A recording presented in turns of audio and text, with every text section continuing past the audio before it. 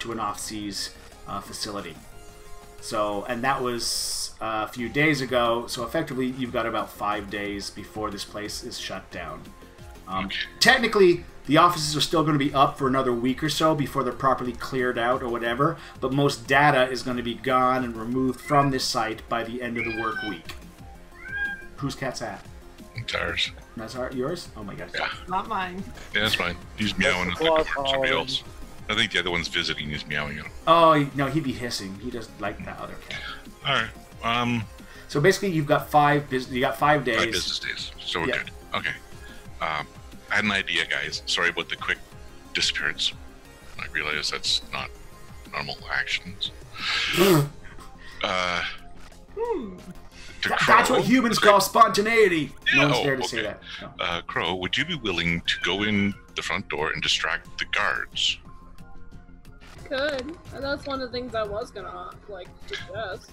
Because you do got the awesome charisma. Alice's father says he can manufacture a pheromone that would knock the guards out. But you would not be affected by it. So you could wander in, just normal conversation. They would black out. You'd have the rolly ball with you. As soon as while you're talking to him, you could let the roller go. That would give Atlas time to start hacking into the control panels and override the controls before they suddenly all pass out. And then we just walk in the front door. So I do have a bit of a concern with that there of the security cameras catching Crow walking in, talking to the guards, and all of the guards just passing out around her. Well, that's why the ball would be going in with her. So there'd be time for you to override the system while she's in there talking to him. But she would still be seen entering on the cameras. You'd I have a question. Camera on a loop. Yeah, I have a question about the buildings for your dad's work. Are they all very similar, like identical in how they're constructed, or? Oh no, this one's actually different. The other office building that I've got, that's actually 6 different floors, which is more complex, is more rectangular. The front entrance though. The front entrance is similar. So you know how most Walmarts are basically the same when you walk in type thing? You could easily survey, if I have a gist of what you might be thinking about, you can survey easily, because there's a lot of glass on front of this office. So yes, you could survey the office from a distance or whatever if you need to get the look for the inside. I'm mostly just wondering if I could. What was that movie with the magicians? Now You See Me? Yeah, the illusionist type idea where basically just say that you walked into a different one of these offices that didn't have, so it's creating an alibi at the same time. Oh yeah, no, there wouldn't be another office like this here type, you know, where she could, you know, there might be one in Honolulu or something, but she's not going to be, you know what I mean, like. Well, unfortunately, they don't know where she is, so she could be out in Honolulu. Wouldn't even have to be the same office structure, just a similar structure. But then the alibi, it starts to get weak with the guards' comments. Well, and also that would leave a footprint. The guards would be knocked out. They would remember talking to Crow. There's some. It's a loose one. I'm sure her dad could work on some sort of memory wipe as well with it. Well, wait a second. Wait a second. I got an idea here. Okay. I got an idea here. But if Crow pretended to get knocked out with them, then when we go get our information, they all wake up, and then they're okay. We gotta call your dad. They'll come get you. Then they come and get Crow. Crow goes to the house, and then we can get information out of the house too. Then there's no suspicion on Crow, because Crow was knocked out also. I could just say, oh, I feel faint, and just faint. Which would get the guards closer to get into the pheromone cloud. Yeah. Yeah. But that only gets the guards. That only gets the guards right at the front door. Yeah. There's like 20 floors. There's going to be at least a security guard on each floor. One guy. That's it. No, actually, not even that. No, to be honest, you'd have a security desk. Not basically, you'd have you have 2 people in the concierge, guys doing patrols, and then you'd have about 3 guys in the security office that would go where they needed. So there's a security office, which is not on this level. Most places have the security office in the middle of the building, so they can go down or up. Do you know what I mean? And at night they have an elevator on their level. Yeah, they usually have an elevator on their level for that. Or if it's a basement security, they would always have an elevator.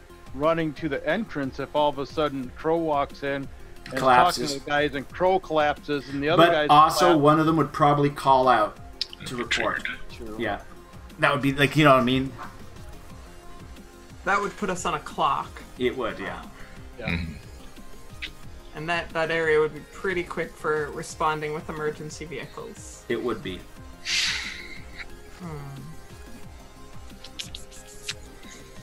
Yeah. Darn it. You know that her father, even if you cancel this, is going to make that pheromone now. Oh, yeah. Good. So, Crow, you're going to have in your purse a nice little spray that you could use called "Go Away, You Idiot." That's just... Get away, creepy fanboy. Oh my gosh, it's almost like Poison Ivy. Yes! I knew you'd like that reference. He's my favorite. I know. I think you mentioned that one before when we were talking about superheroes a long time. Before we go anywhere, we need to go and see if we can get help with this crew that's here and do some modifications on our vehicle. Or a new vehicle. Or a different vehicle. I want a vehicle that's going to have some weapons, still has the VTO so it can fly up, not just hover. And here we see Punisher's microchip with Van come to life. and off from one of Atlas's computers. Hey! We know you have two. One of her computers, she can help control the weapons on board to be like the gunner of the operation while I'm driving. And that's the plan. It'd be a real life first person shooter. Yeah, but you just don't want to die. The respawn is hell.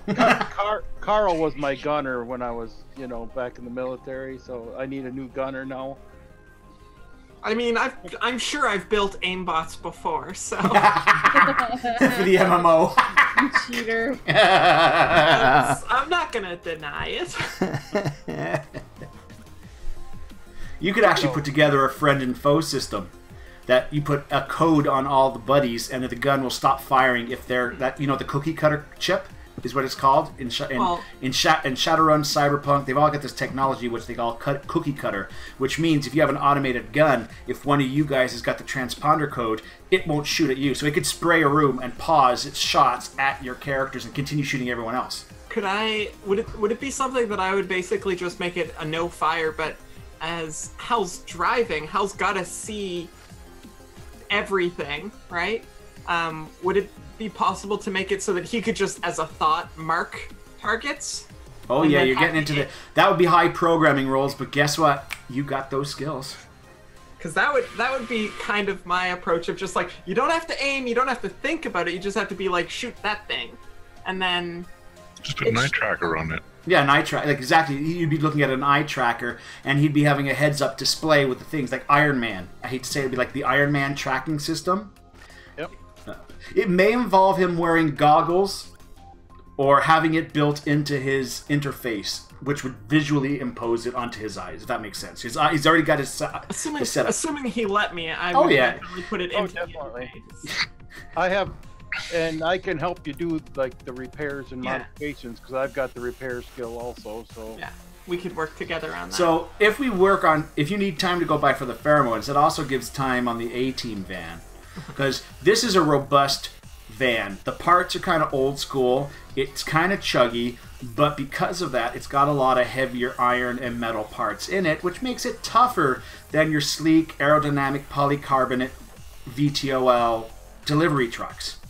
Right, so this is like one of the World War II Deuces in respect for the VTOL. So it's a good frame to work on. You would be looking at a boxy van-like design with a snub nose, like basically where the engine one part is, because most of the engine's actually underneath it. It's an underbody engine, so it doesn't have that much of a front to it.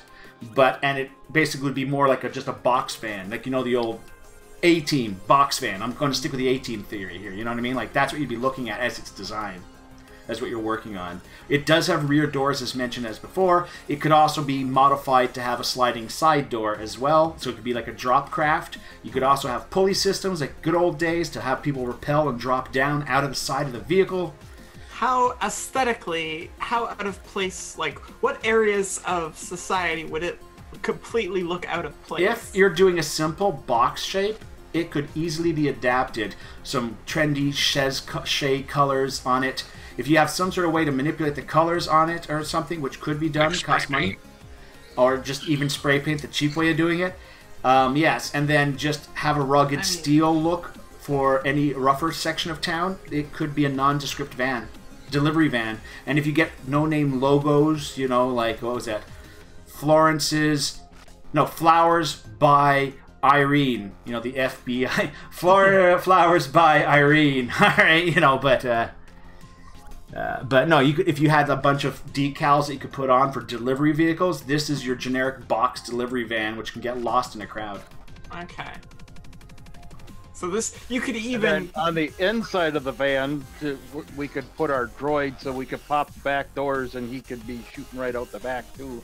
Mm-hmm. So. The only thing is, you can get, like, once again, there are some rough rules for designing this box. If you lose some of that inner space, you could gain armor. But if you don't armor it up that much, you will gain space. So it's a trade-off between, do you want to have more gadgets in there, or do you want more protection? That's going to be the big decision you're going to have to design, is how much do you want for armor, or how much do you want for gadgetry? In a way speaking. So one pool is attached to the other, if that makes any sense.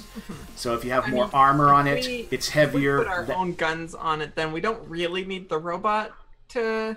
That's true. To be out, we could bring the robot with us because it does fold up into a nice, convenient package. It is a crate. It does fit into a nice crate. It does do a good crate size. It's about the length of an M60 though. In length, that's its biggest part. And the tank treads, it's very wide, but it just collapses down and folds into a box that's about. It's still a big, huge steamer chest, at least. Like, you know, one of those giant crates you see in an MMO and a sci-fi MMO. You know, that's the size crate I'm thinking, right? Like 3 foot long by maybe 2.5 feet wide and about maybe 2.5 feet tall type of thing. So it is still big. It's not an easy carry-on luggage, but no, but it can carry itself. Yeah. So, it can double as a bench seat while you're driving around. Well, that's it could be the chairs. And Cypher says, if you really want, I could add in a sound when it changes. No, we don't want it to be noisier. There we go. Sorry, no retro fun. Yeah, Cypher is all about the retro, as if you're not being able to pick up yet.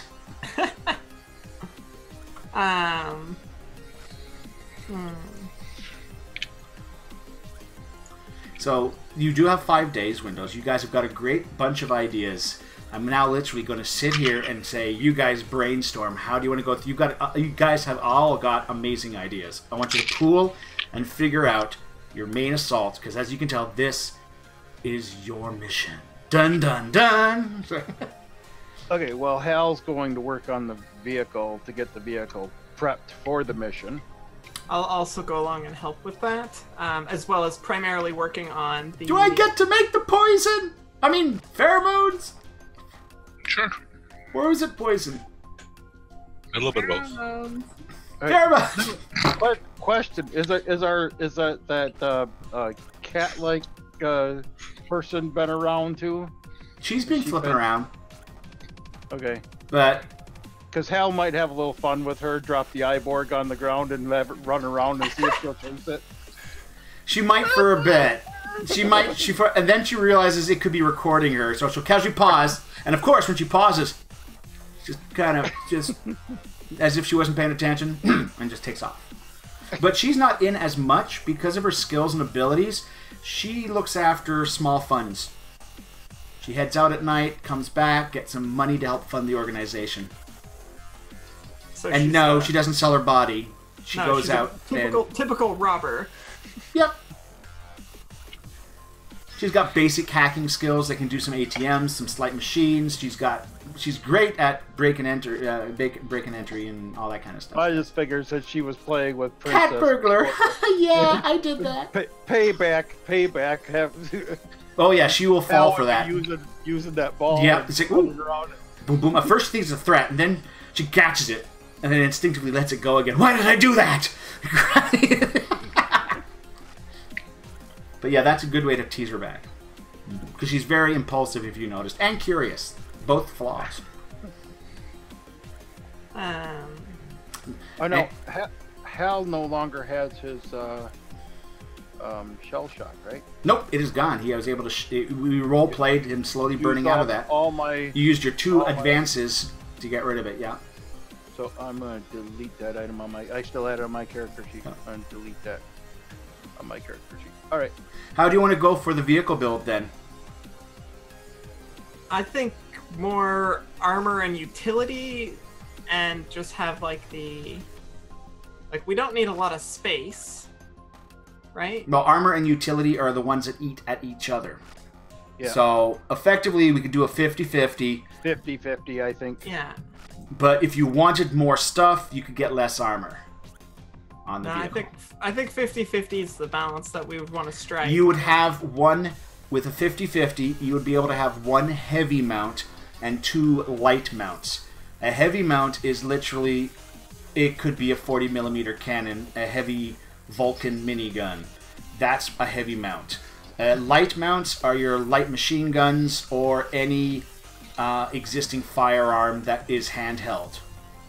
Basically, if you picture door gunners from a Vietnam helicopter, you basically got either a Y mount, a hanging mount, and that weapon, light machine gun, or even the smaller miniguns, can be used on those mounts. So basically, that's what you've got. You've got potential of 2 you got 2 of the medium and 1 heavy mount. The heavy mount is optional. If you don't want the heavy mount, that could add to either more armor or tinkering more with the engine.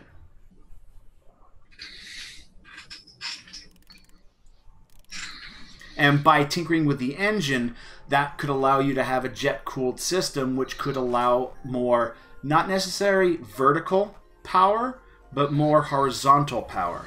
Meaning when you put the vertical, like basically if you picture where the wheel wells are for your vehicle, it's a Pegasus engine. So you've actually got 4 thruster vents that face downwards, and then they tilt up and whatever when you go forwards.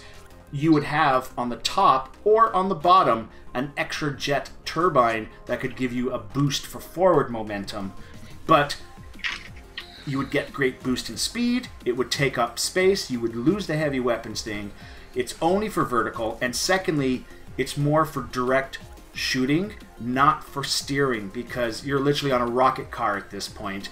There isn't, because the nature of a VTOL, you don't have... Takes away from maneuverability. Correct, when you kick that in. But that could be your point where you want to go and just shoot. You know what I mean? Like, it's not for high-speed chases through the buildings, but it could be a Diddy Mao. Get the hell out of here. Or you keep the heavy weapon mount. I think I would rather keep the heavy weapon mount and the maneuverability. Well, you still would have the maneuverability until you kicked in the engine. So you but like with the maneuverability that we have, the heavy weapon mount could result in the same thing as us getting away. True. The chase is shorter. Because effectively, the engine and the fuel for it take up the same weight and space spot as a heavy weapon for its ammunition and weight.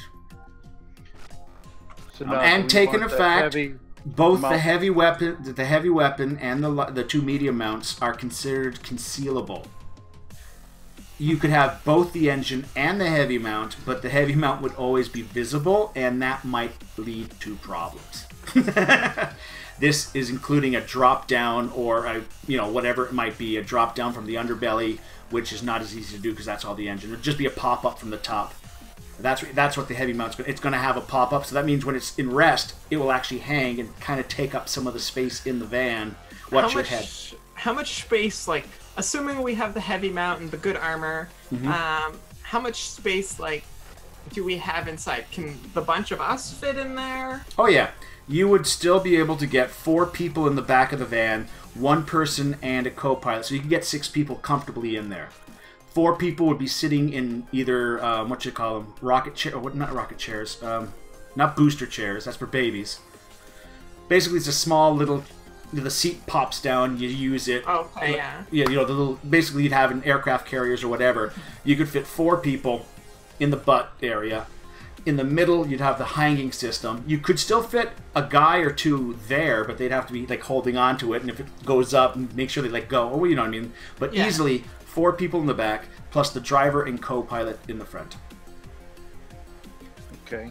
The only concern might not be easy connection between the front and the back of the vehicle, meaning whoever's in the driver and co-pilot spot may not be able to get back to the others. Because there would be a wall, basically. Well, they could have a solid wall, or you could still have a half-bench seat. It depends. You know what I mean? Half-bench seat still allows you guys for communication. You could always put up glass in between if need be, but they'd have to literally slide over that bench and out to get. It wouldn't be. They could do it, but so question: could we just have seats sort of like the aircraft carrier seats that we're sitting on in the back, just all the way through the vehicle? Because Hal doesn't need to be sitting at a steering wheel, right, to drive. It's the connection thing. Yeah. So if we just had the vehicle have no manual driving system. That's a lot of work, though. That's a lot of work. That's like right now. You're basically adding to the existing frame. I mean, eventually, you could actually have the passenger seat replaced with the heavy weapon mount. Do you know what I mean? And then you could have Hal in a separate seat, and then an L shape of seats. Do you know what I mean? Which would allow you to fit 2 more people. So you could get 6 in the back, 2 on one side, 4 on the other side. The gun mount, and a pilot seat. That actually could be doable with the frame right now.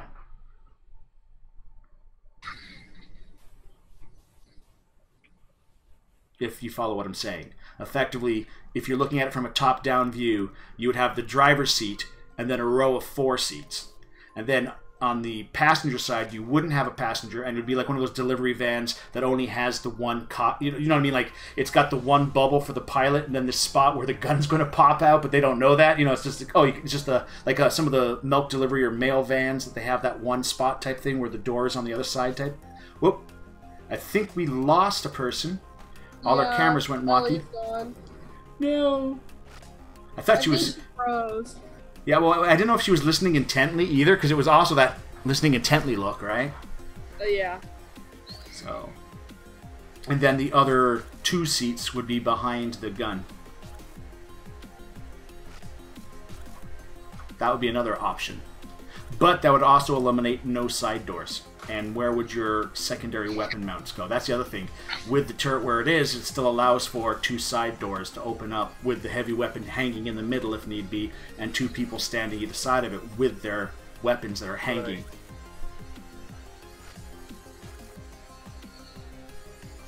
I don't know if we've got her coming back. She's disconnected. Everything's rebooting. She said her power Your house is rebooting.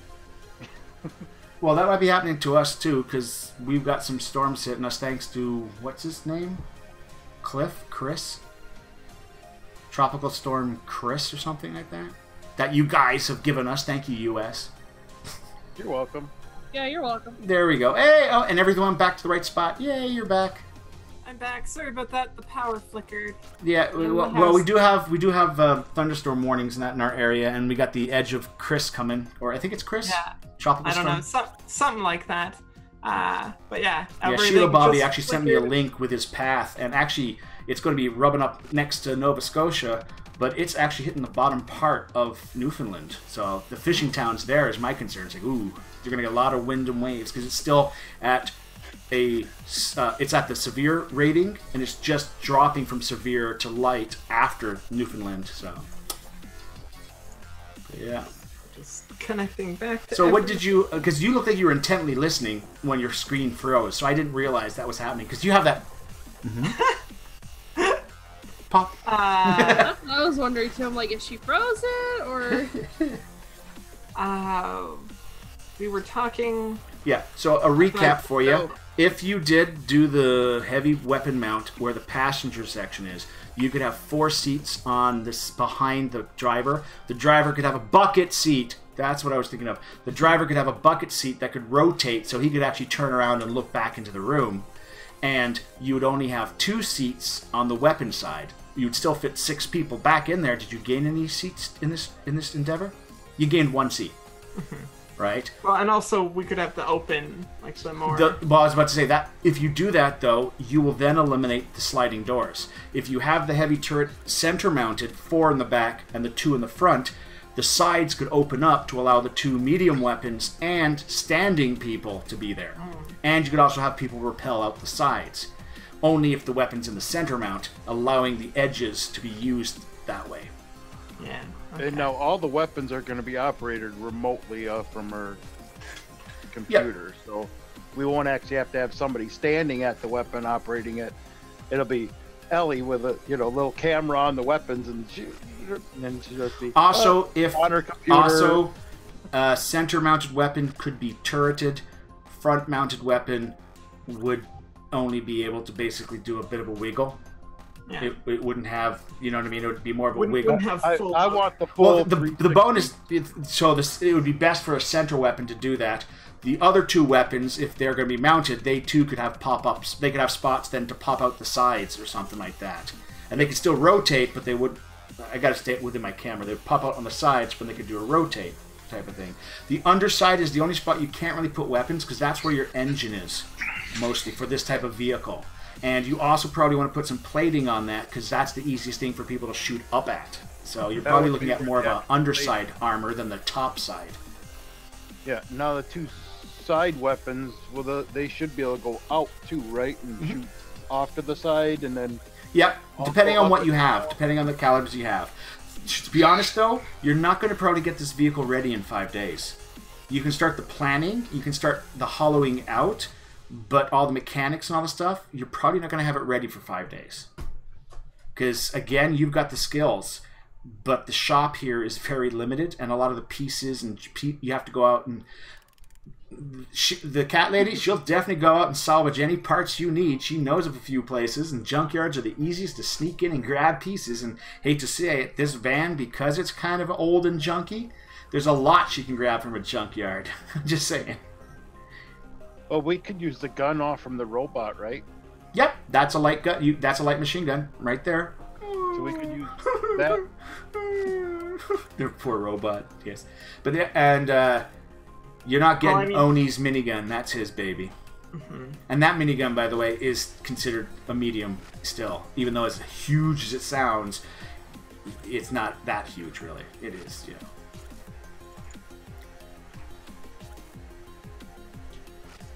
So I was just thinking at least we'd have our 2, smaller guns that we could get mounted on. If they had one other one besides the one that's on the robot. It'd be something, even if we don't get the full turret gun on the top, at least we start the modifications, reinforce the underbelly, get the 2 guns that come outside. If you could prioritize, there's 3 things you can get done up for this ahead of. Basically, there's 3 things you can go for. Your list of stuff you can do is start the armoring with a focus on the underside, which means instead of having a resistance top, basically all around one number for the resistance when game mechanics, you'd actually have a higher number on the underside than you do on the top. Basically, you could have it equal, you'd have, I'm just random right now, 3 points everywhere, or you're having like 4 points on the underside and only 1 point on the top. Oh, sorry, 2 points on the top, or whatever. You know what I mean? Like instead of 3 all around, you're getting 2 here and 4 there, type of thing, which would be better for this, but not good if you're suddenly assaulted from above. Yeah, but hopefully we're gonna have guns that'll protect us that way. Oh shit! Is the cat in? We need to protect the engine. Whoa! If I would like to apologize if suddenly I lose connection soon. It's gone from nothing to monsoon out there, so it's raining. It's raining. Yeah, I can't see the windows from out here, so I have no idea what it's actually like. But So that's the plan. And then the other things you can do is you can modify the speed and handling on it, which will basically give you an extra bonus to your driving dice. You can also have one weapon mount ready that will pop out. The heavy or the light. Basically, they're still going to take the same amount of time to rip and do. And I'm gonna each one of the weapon mounts could be done. So I think I've kind of said the ones you probably want: armor first, vehicle handling, and then maybe a weapon. Yep. Yeah, I'm gonna let Hal decide because it's really his baby. So where do you want the positioning? Where do you want the positioning? Where do you want the positioning of the one gun?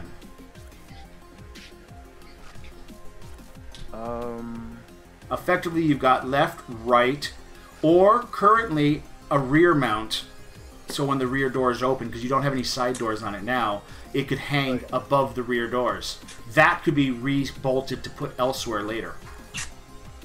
Yeah, I would like the rear mount.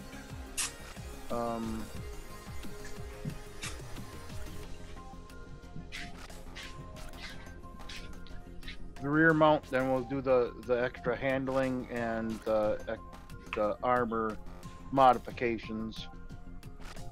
You got it. As far as my programming stuff goes, am I able to set up the marking system, like the aimbot? With you would need a programming. Tough.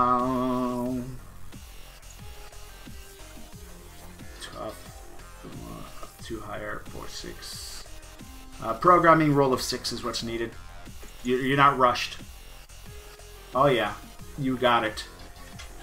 I've written an aimbot before. Yeah. Now, is this gonna, as far as how much of this we're gonna get done, is this gonna reflect on as far as our repair skill roll? Well, I was about to say for you, the armor is not really something you can help out. Some of the big grunts here are doing the armor, so there's nothing you can do there. The engine tweak is definitely something that you can use with your repair skill. That you'll be helping out on the you're tweaking the engine. Target number will be 6 for you as well. You've got exploding dice, exploding dice, exploding dice, exploding dice. Oh my god, really 25! No, I am really good with engines. So you've also added a flux capacitor to the car. How many raises is that? 6. 7, 8, 9, 10's 1. 10, 11, 12, 13, 14. 15, 16, 17, 18. 19, 20, 21, 22. 20. You got 4 raises out of that. You have given yourself, instead of just a +1 bonus, your vehicle adds an extra +2 for whatever rolls you're using with it.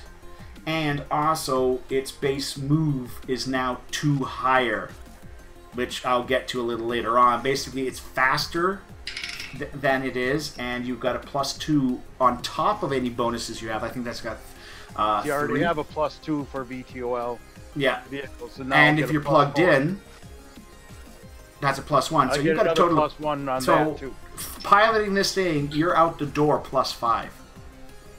So you know what I mean, for basic driving maneuver. Now you can start doing some of the complex crap.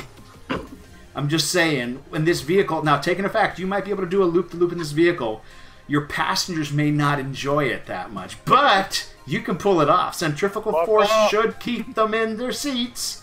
Well, hopefully we also have seatbelts. And you're probably going to get race car harnesses. Sorry. Air Force, yeah. harnesses. But holy crap, they're like, we can do this, or you go, we can do this, and take one of these, and take, and you're not using this on this, why don't we do this? Everyone's just walking back going, he's got it. He's got it. You know, in like the movies or TV shows when they're like, never ever hook this thing into this thing. Yep. Because it's very dangerous. Well, I'm pretty sure that's what Hal just did. This thing. There we go. And everything went fine. Don't cross the streams. Don't cross the streams, man. Alrighty. And so we've now gotten to the point where basically a couple of days have gone by, and there is now a knockout pheromone that is available that you have. Crow, you can put it, you know, knockout perfume, Chanel, knockout perfume 42. It has 5 charges to it. Effectively, you can spritz 5 times before the bottle's empty. And it's an area effect that they will have to do saving a throw versus their... What stat is it?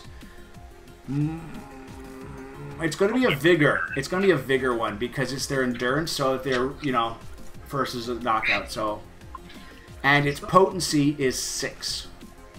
I have another question about that. Yeah. So Crow's the only one that's immune to its effects, right? I knew you were going to ask that. He hands out these little injectors. If you have this with you, just inject yourself. You're perfectly fine. Before or after she triggers it? Oh, before. And also, how long lasting is the perfume? Because, like, I know I've got some perfumes that are like, you know, like 6 hours. Some are like 3 weeks, apparently. Oh, these are role-playing game perfumes.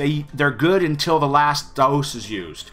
Unless they're healing potions and they turn to tar and cause weird reactions. She means once it's been deployed. Oh, once it's been deployed. Oh, yeah, it's probably going to be just... pheromone. The pheromone itself is probably going to only be good for, I'd say, a few turns or so. So, yeah. Okay. It'd be a case of you spritzing yourself just before you walk in. Probably about, I'd say, 5 turns. It's not something we have to worry about, like, she spritzes herself, and then, like, later that evening, we're going out for coffee. And yeah, exactly, and people are passing, oh, shit, I still got that on me. Actually, Frank's designed it that after about its 6th turn, I can't use game mechanics, but after 5 turns, he leaves a nice smell afterwards, so it still acts as a regular perfume. Okay. So you still have a nice perfume, but it doesn't knock people unconscious. Isn't your dad nice? He's actually wonderful. Like, he makes a terrible first impression, but he's actually great. I think your dad's like borderline psychopath, you know? I would not disagree.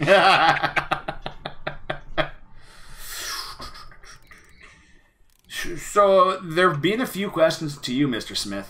As they figured out you're an android and you're a robot and all that stuff, they're just curious. Like, what were you? What? You seem sentient, man. Like, you know, he just you know wants to know if you're like, you know, one of these virtual entities that they're talking about.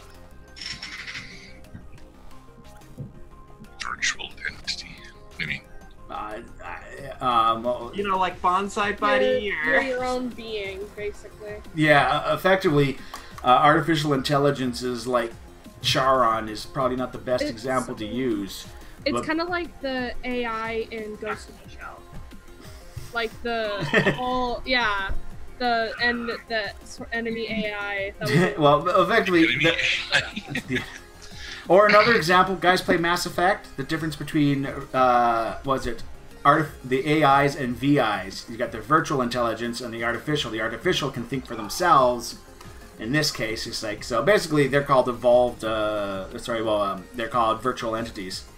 That's what they'd be nicknamed. Apparently, they're on the watch list as virtual entities.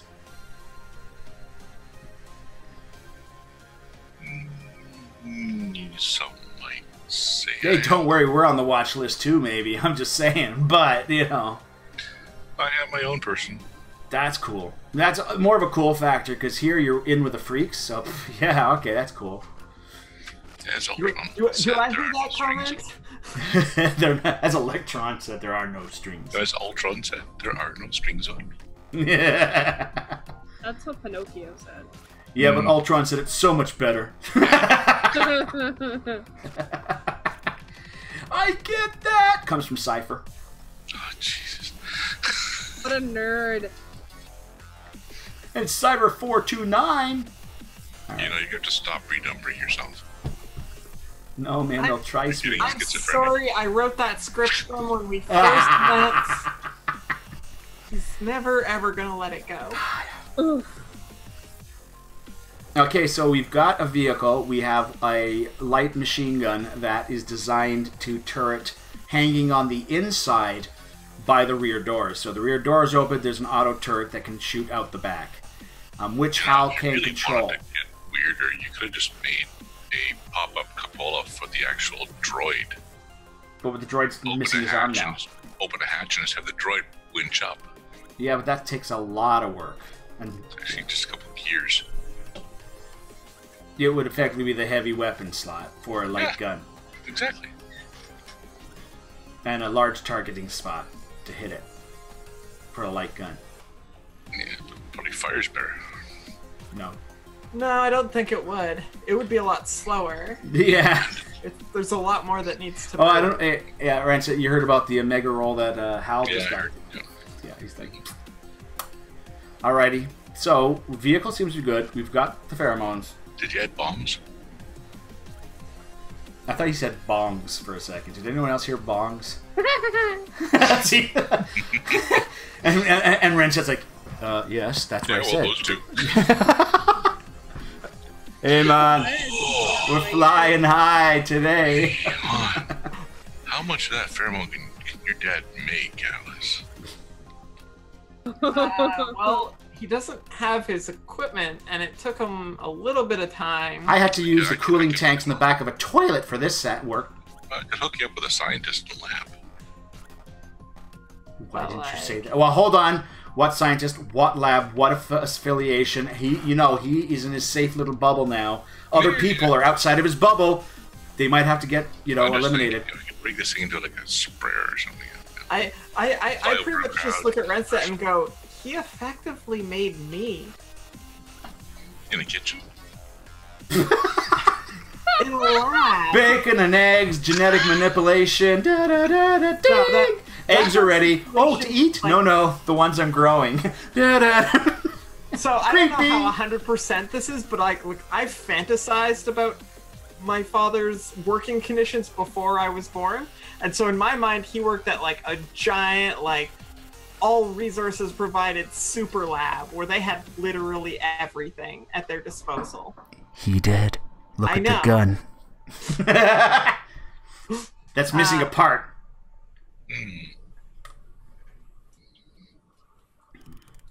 Is anyone really close at, Alice's hairpin? Just picture Alice has got this little hairpin going, and it's actually the firing pin for the gun. I mean, I have enough hair that I could easily. Because she's got what was that character from Brave? She's got that kind of red. Yeah, she's got that kind of red hair. Yep. So she's got that frizzy red hair. Oh, sneeze. So is this going to be the plan? The knocked out. She staggers in. Something's wrong with her. She collapses. Guards collapse. Or not. Because we've got this pheromone anyways. And it's there as a backup. And yes, role-playing wise, you've been given enough to dab your cells so you guys can be immune to it if you're not using it for said plan, but you need to use it on the fly. Right?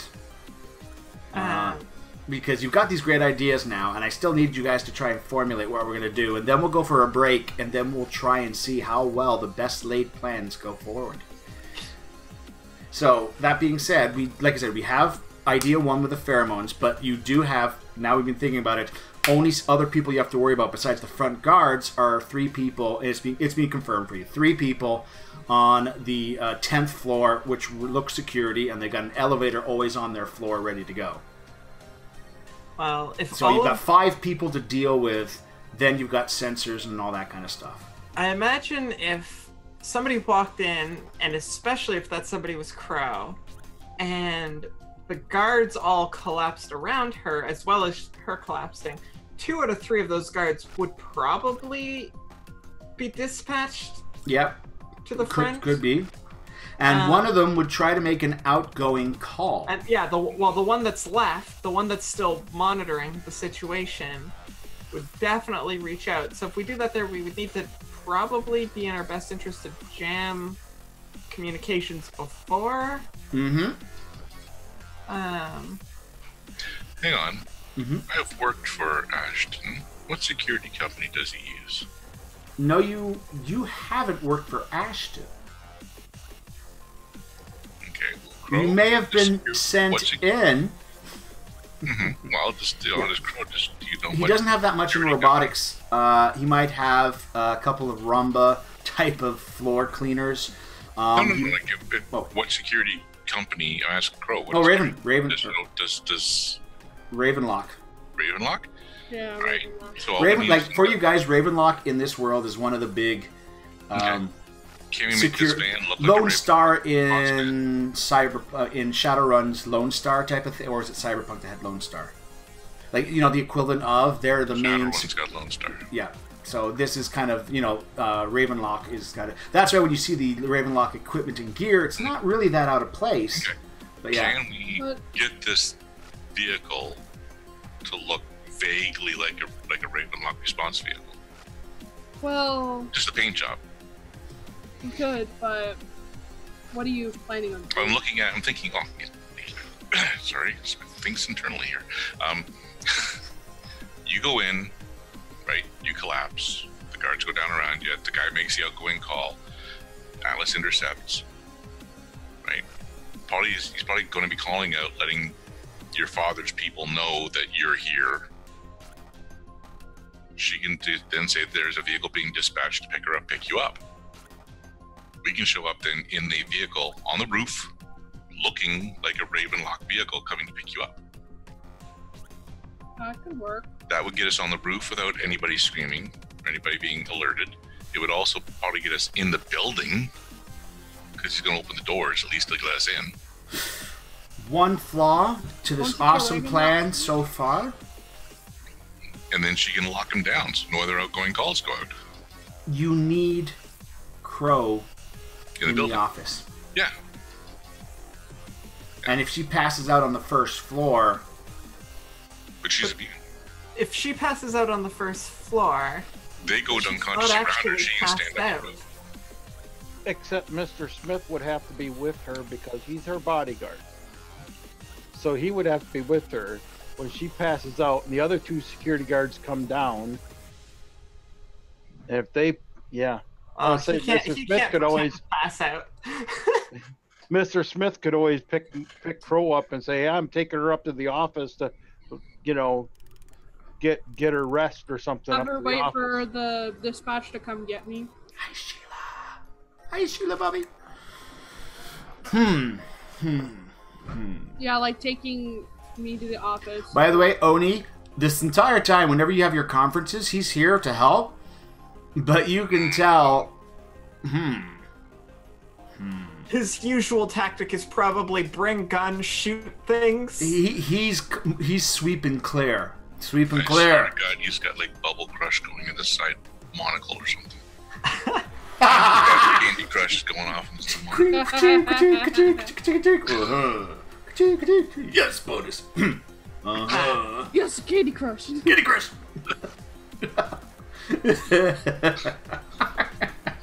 Yeah. Though he is really good. He knows response times. He tells you how quick a team could be there. He knows that intel. Like he knows if you screw up, he knows what type of exit procedure. That's his field. Like he knows response times. He knows what would be in the area. He's good at getting the recon together, but he's getting the recon to go and blow the shit out of stuff, grab the package, and then get out. He's the blunt force trauma version of the mission. Like he would be Steve's original idea: fly up to the window, smash the glass, go in, take the whole computer, go, and that would be it. That's his mission. Glass. I was going to cut a detailed hole in the glass or anything off. That takes too much time. You'd never make an infiltration person. Did he look like an... He was thinking of physically charging the glass with his physical body to smash through, grab the data, and then run back in. I imagine our kitty friend is pretty good, and I'm pretty quick. Don't think I gave her a name yet, have I, guys? I don't think so. She never gave a name. Yeah. No, she never did. Nope. I have to. I am a DM that creates many a person. The names come to me at times. The other option is instead of sending Crow in, like my original concept was Crow would be the easiest one to get closest. It would be in through there, right? look at the bright side. You still have this awesome Chanel. Well, it's as good as a escape route too. Yeah. You get in, guards show up. Hey. You know, I can go in the front door if you want. Ooh, Matrix. You and Oni walk in with trench coats and duffel bags, okay?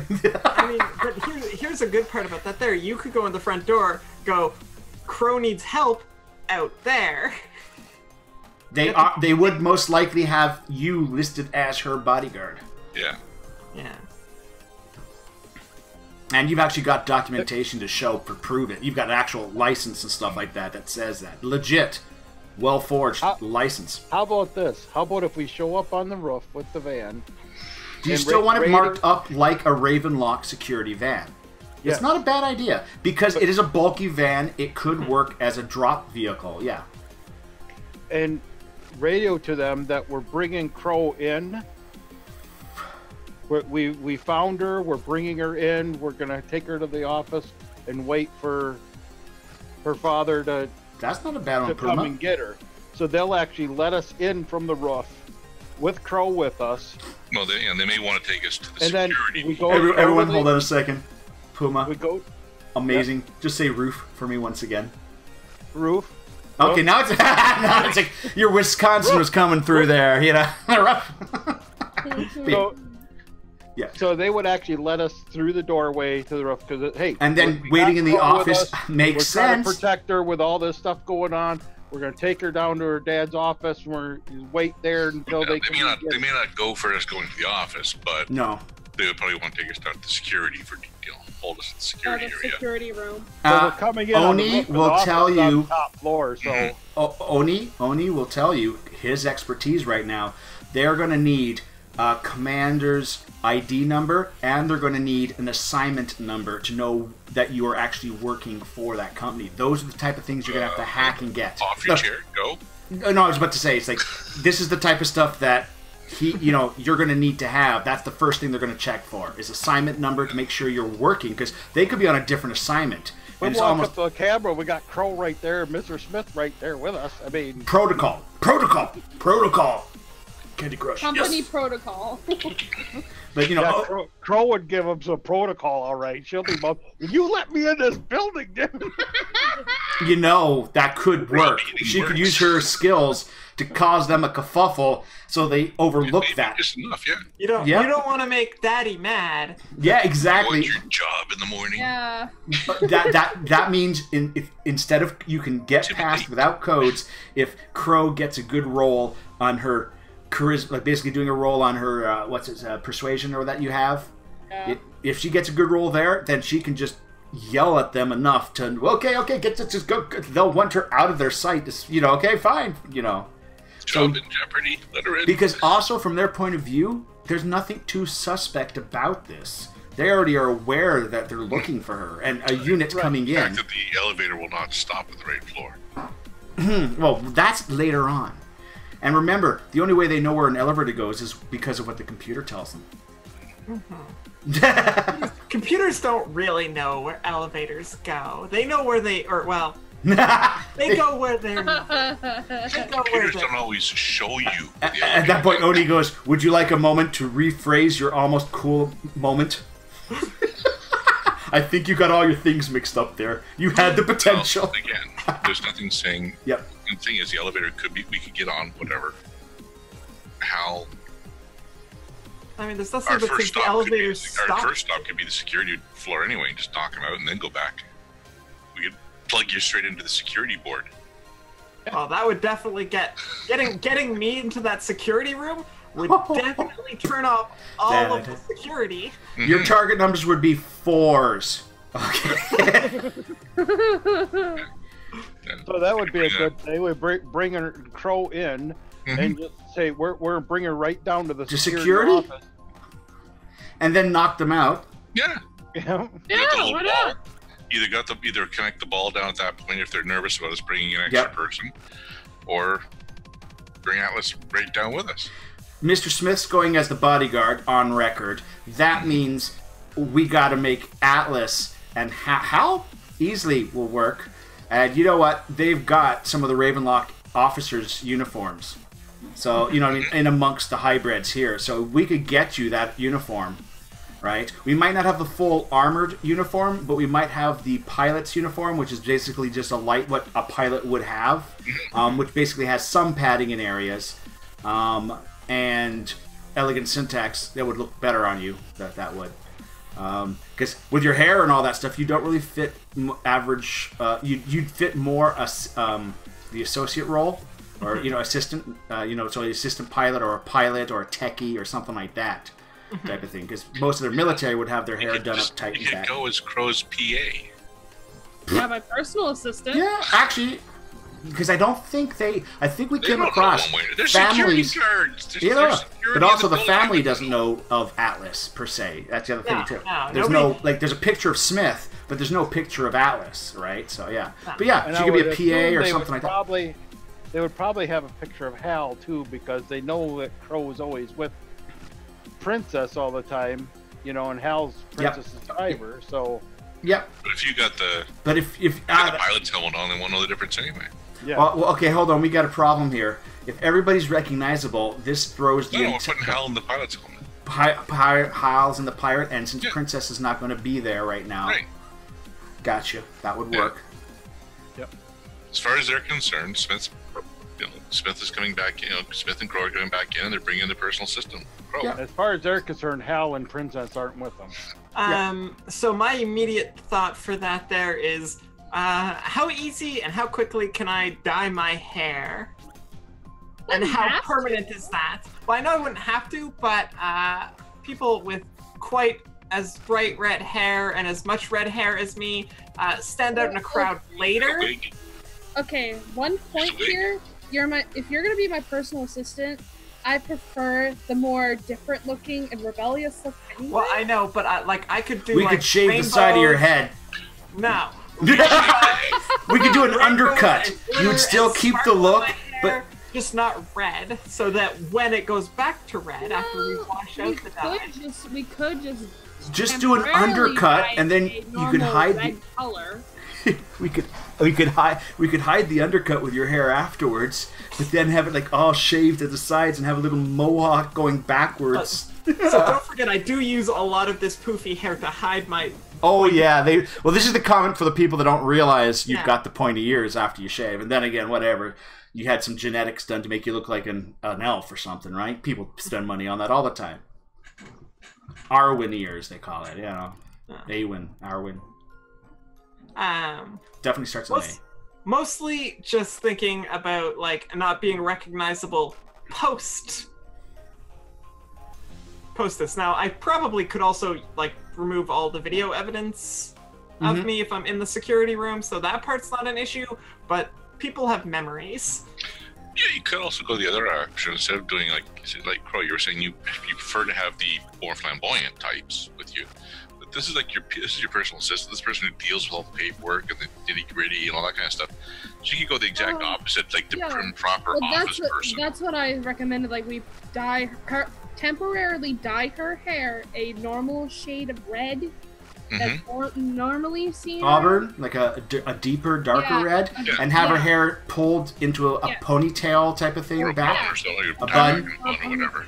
Yeah. The prim proper office person. Yeah. Yep. Okay, that could work. That could definitely work. And then she's not sacrificing much. Yeah. Yeah. Because it's just, there is such thing as temporary hair dye, so... Get a pair of the artificial glasses or something with just, there's no lens in there, but on the camera she's wearing glasses and such. Does your character wear glasses?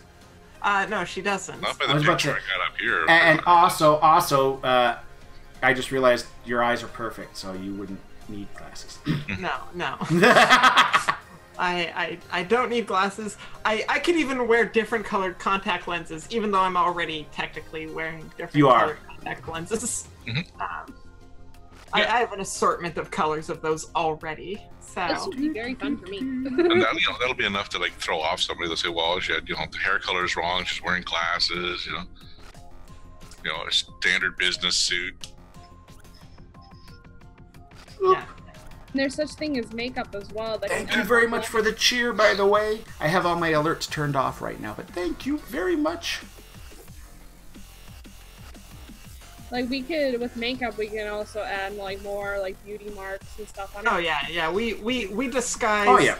We All right, disguise so we have ourselves. a plan. So let's take our little. How much do you guys need? 10-minute break. Like continue at quarter after the hour. Yep. Yeah, Sure. that'd be fine. All right, guys, we're going to take a bit of a 10-minute break here, and when we return, let's see how well this plan works.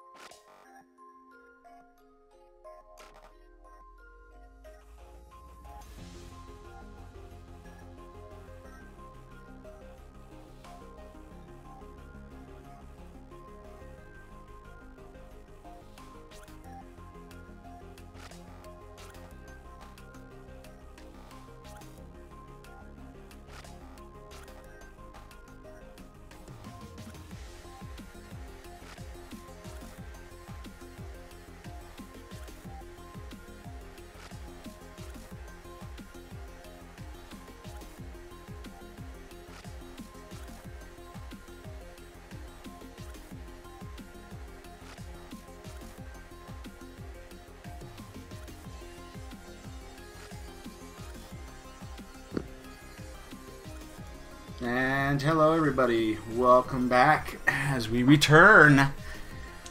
Whew. Alrighty. So, this is the blueprint, that is the plan. Now the map is here if we need to, and I do have the other map, but depends how your plan goes. We've got a map ready if we need to do combat or anything like that in the environment. Which I can change right now. Where is it? Images.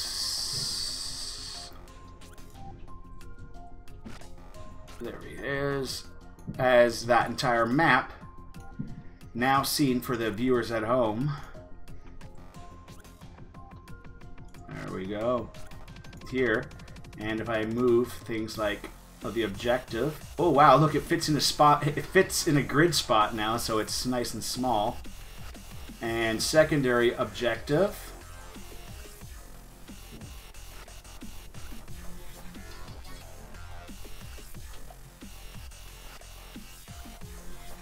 Ooh, looking at this image, the accounting is actually this room here. That's where it is. The accounting, that's the sit-down spot apparently for it, and then the accounting and storage is just in that area, it looks like. So this is where the secondary objective is for you guys on that map. And the map, you already have it all open. And now the other map is an overlay. That's basically got all the security and all that stuff that's on it. Let's see if I can make this fit in. We can just go through the storage wall. Go through a wall, that's a good tactic. Well, saves unlocking the door. I mean, I don't think unlocking the door, if all goes according to plan, unlocking the door is not really going to be that hard. Not if you're in security. Yeah, true.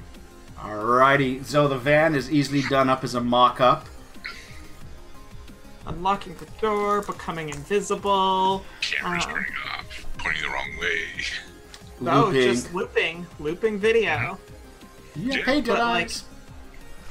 but like timestamped looping video too. That will raise your target number, but still, you're starting at 4, so you know. Well, because all you gotta do is loop the video before it gets to the recording. Alrighty, so you guys are flying out to the city. You've got your vehicle marked up and done up. There's no real piloting role needed for you. How you feel, how beautiful this vehicle hums in your control. Normal clothes too. Pardon? Out of the infiltration, back into normal suit. Back into a normal suit? Gotcha. I don't think they get suspicious. Alright, I'm back. Oh, you are back? Whoops. You would know. We've started. Hi. No, okay. Thanks. No problem. I didn't see you because you didn't. Yeah. But all we've done is we're just finalizing the last little bit and brought up the image that somehow I've got 2 of Atlas's characters looking at this map somehow. Oh, maybe because of the disconnect? Oh yeah, so you're looking at this map twice apparently. So the map is here if needed, but if all goes well, maybe you guys will just go through this clean run. Oh, speaking of a clean run, look at that. Puma just led a team through a clean run. There we go. Because I didn't join. Alright, so yeah. As you are flying towards the area, anything? Okay, we're about to now start. Any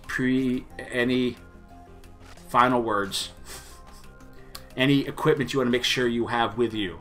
Does at least one person have 50 feet of rope? Take your stinking rope, Boondock Saints. And it was good. Pardon? I got my rope. You got your rope. Well, you got your little gun and all that stuff. Do you keep your stuff in the duffel bag in his Puma's vehicle just in case? Or do you not, or just leave it here? It goes to wherever the main vehicle is. No, yeah, Puma's vehicle is. So yeah, that's what I'm saying. Where So it is. So I've got like a nice suit now, and my hair's colored, and now most of this is from the Resistance. They've got a bunch of suit. They got a little bit of a costume wardrobe for some of their missions and that. They don't have proper key cards or IDs, but they've got the look, right? Well, so like, I would know what the key cards look like. Like I would be able to help. Oh, put together one and all that stuff? Yeah. Oh, well, for this, you probably made some of the key cards for her staff. I'm sorry, Yeah, you know what I mean? There's no hacking needed here. You've actually got one. You're the person that makes the cards. So, you know, for that. Yeah. So that's an easy. Your current card. Don't know this though, right? Nope, probably not. But Crow's got good security for her people. I don't. Atlas. Cypher wishes you the best. This guy's so exciting. And if you design anything new on the fly, let me know. So yeah, we've toned my hair down quite a bit. Maybe not even red, like maybe like brown or something, with a temporary hair dye. Just don't get wet. Yeah, just that's pretty much the thing. Is it'll likely wash out pretty easily. So I need a smarts roll from our driver and a smarts roll from Mr. Smith. Oh boy. I'm trying to think Atlas, because she's got that one of the highest smarts. Smith.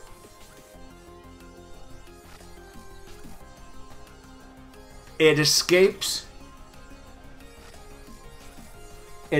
Hal, because his military training wasn't that much on infiltration. But it doesn't escape Mr. Smith.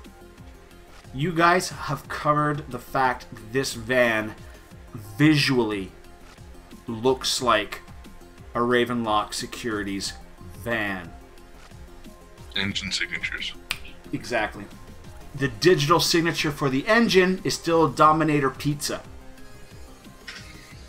So if they were to do a scan, Change that with all the modifications. oh no, well, it might not have Dominator Pizza. It might. It doesn't have a code. Anything. Yeah, it doesn't have anything on So it. we'll take them off.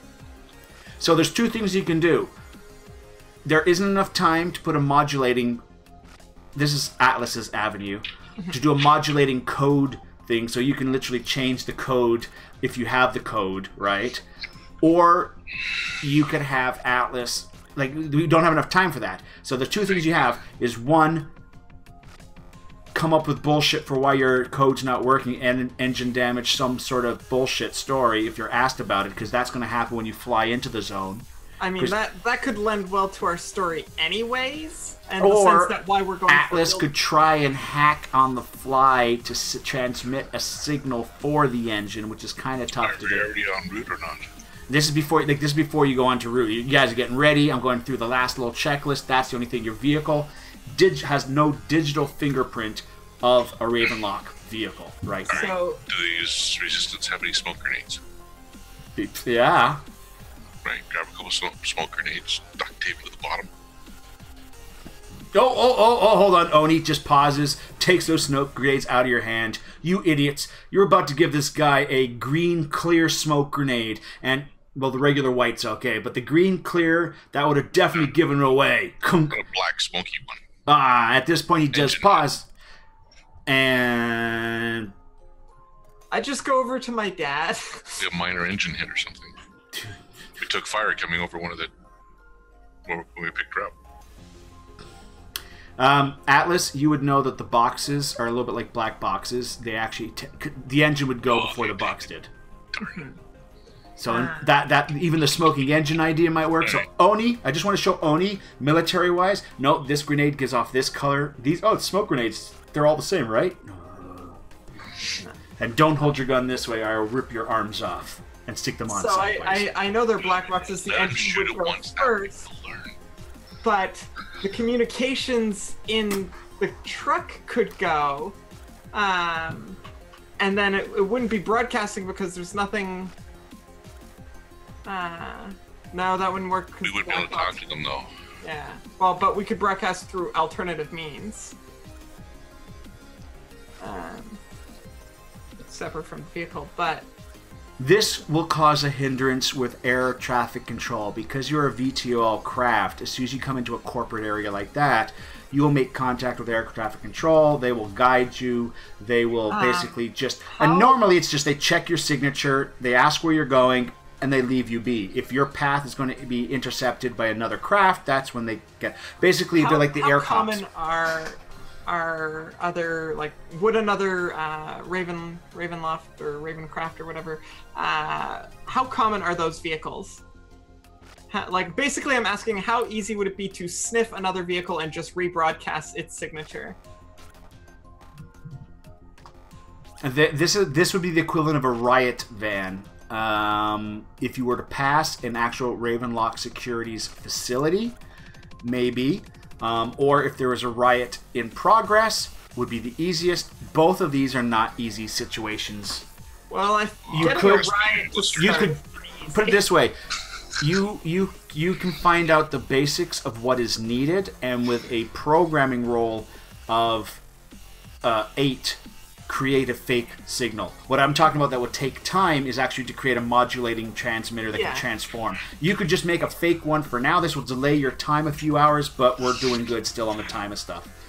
8 is your programming role to make a fake code. So that will hold up on a general pass, right? Programming or hacking? Programming, because you're actually programming in... You're not really breaking into stuff and all that per se. This is actually a design thing that you're doing. I should probably use a Benny. Gotcha.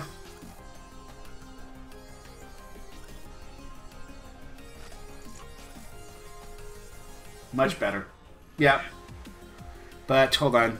Target number was I think you said 8. Yeah, 8. You're unable to get the... You're aware that this is not working. It's like this will not hold up to scrutiny. Now, it depends now. You could still use this, and they get a chance to do their smarts to see if they notice that something's wrong. You can see the flaw in this. You can't get it any better. Do you use it or do you not use it is the question. Because it's so close to being the target number... Again, it might pass if the guy fails his smarts, or if the guy's just lazy, doesn't care. You know, it all depends. If it's some gung-ho guy first day on the job and he's all ready to go, you know, but it just depends. You have no idea what type of people on the other end are going to be for that transmitter code. So you've got a flawed one, but it's good enough, maybe. You could use it or not use anything at all, effectively now. That's your options. It might not trip up some systems, but it's also... If they run the code. Yeah, exactly. Or something. I'll loan you a beanie. Try it again. Can I do that? You can't use a beanie. You can't transfer beanies between characters, and you can't use a beanie again on the same. It has to be a different use, unfortunately. Yeah. Okay. Yeah. And every time you use a beanie, you give my NPCs a beanie. Yeah, I know.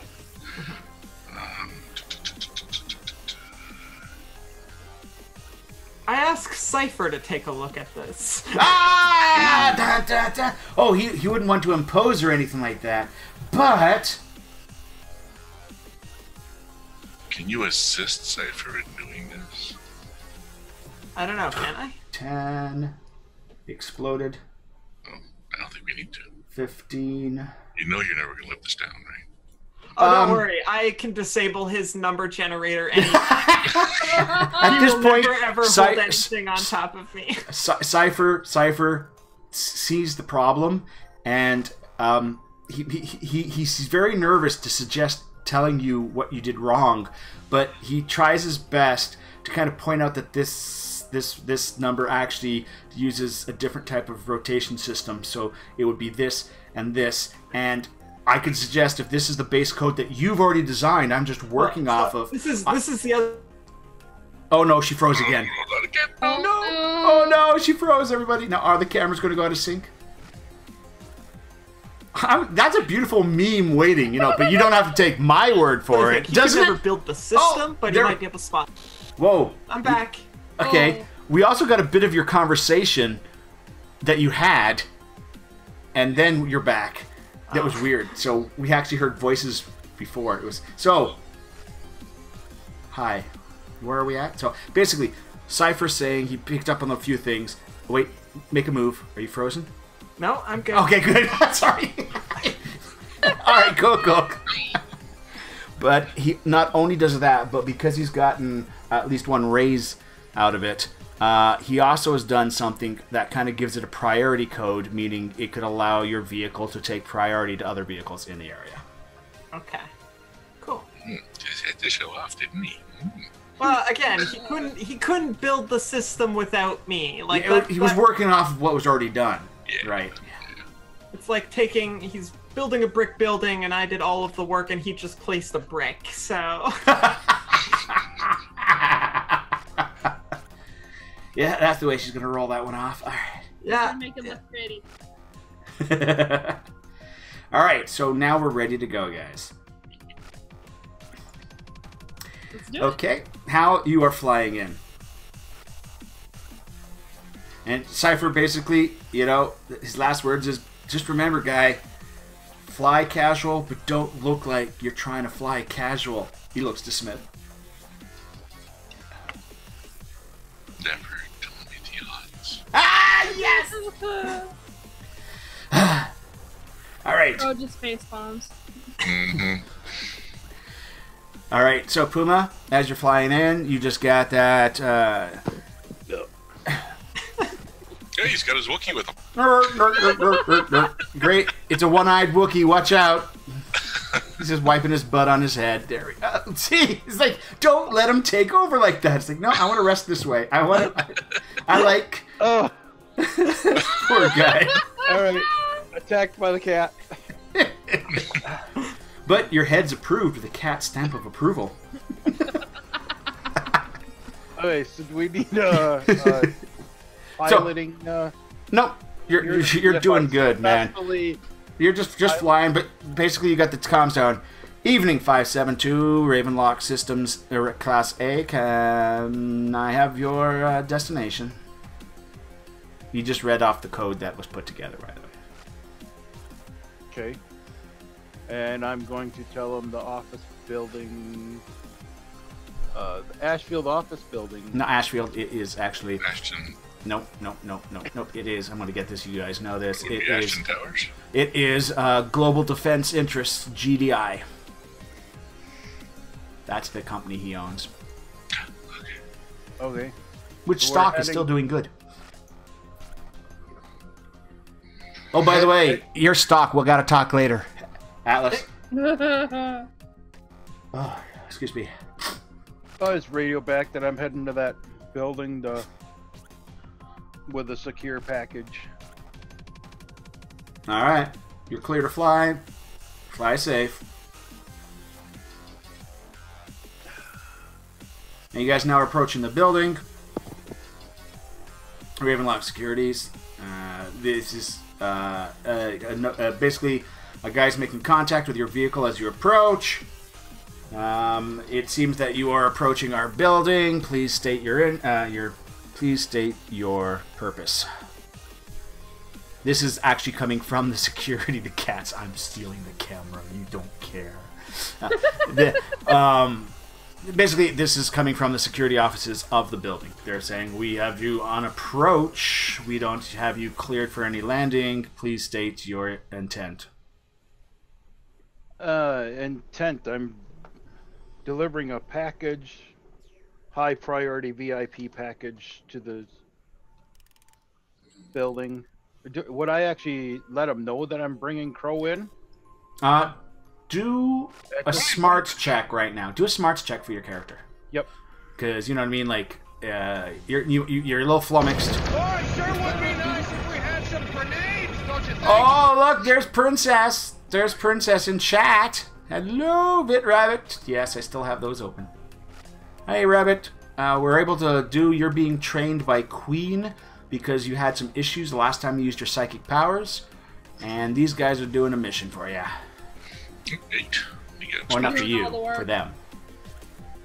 8? Alrighty. Oh yeah, you exploded. Effectively, you're probably right on the wording. You would probably add, package coming in does not do not want to open channels. Basically, do not want to, do not want to disclose on open channels type of thing. So that would Sensitive package. Sensitive. Yep. Sensitive. You got it. High value package. No, don't say high value. Oh, not high value. That's like a bounty hunter thing. What? Sensitive. Well, Even the sensitive package will get her I attention know. too. Alrighty. Oh, continue on your flight to path. know. That's it. There you go. Need to know. All right. Okay. They're watching your progress as you approach. You do notice that a light caliber machine gun has become active on the rooftop. It is a 3-barreled Gatling style, but it's basically still a light machine gun. Just a quick little spinner. It can cut some holes into vehicles, which is it's more of a deterrent. It's not really heavy duty, and it's what's legal in this area, right? So back where Ellie was thinking, yeah, 40mm grenade launcher systems, Doom, I mean, they're not legal. They're just nobody's doing anything about it. Exactly. Plain. So that is en route as you're going. Do you guys wish to do anything else? You have just made radio contact with this tower. You only get approach approval. Well, you already got approach approval from there. They're now in their airspace, so the security desk looks after the traffic going that way. Keep going. Keep going? got permission to land, so... You got it. Is there any type of monitoring or feeds or anything like that being done on the building? Are we watching the building at all? Only whoever's staying in the car, really. Okay. Because we all have to go in, so once I have the cameras, I'll have all of the building security for monitoring. Smarts roll Smarts roll for Ellie. Broadcast. Yeah, Smarts roll for Syntax. Boom. You are going to be monitoring outgoing communications. Oh yeah. Yeah. That was my hint. And your character's oh shit, communication. So hey, let's make us just roll a regular computer because you got programming and you got your hacking. So it'll be hacking right now. Make your hacking roll. Just let me know what you get. Don't feel good about that roll. You haven't really gotten into their system. They could be transmitting. 2 options. You can try again, but they could already have a transmission in the works, and if you cut it then, it could be suspicious. Or you could just try to block blindly, and if they are trying to transmit out, that transmission will not get out. So I do have my cell interceptor. Yeah, which gives you a bonus. Yeah, which would let me... So which would you add? Do you want to try and go for a scan again? If a communication is happening... Oh, wait. Do you have that +2 from before? That would have applied to this, wouldn't it? The 4 would have actually been 6? Yeah. That passes. You're able to get a communication going out. So you can... Basically, a communication is being sent. It's a call to the estate.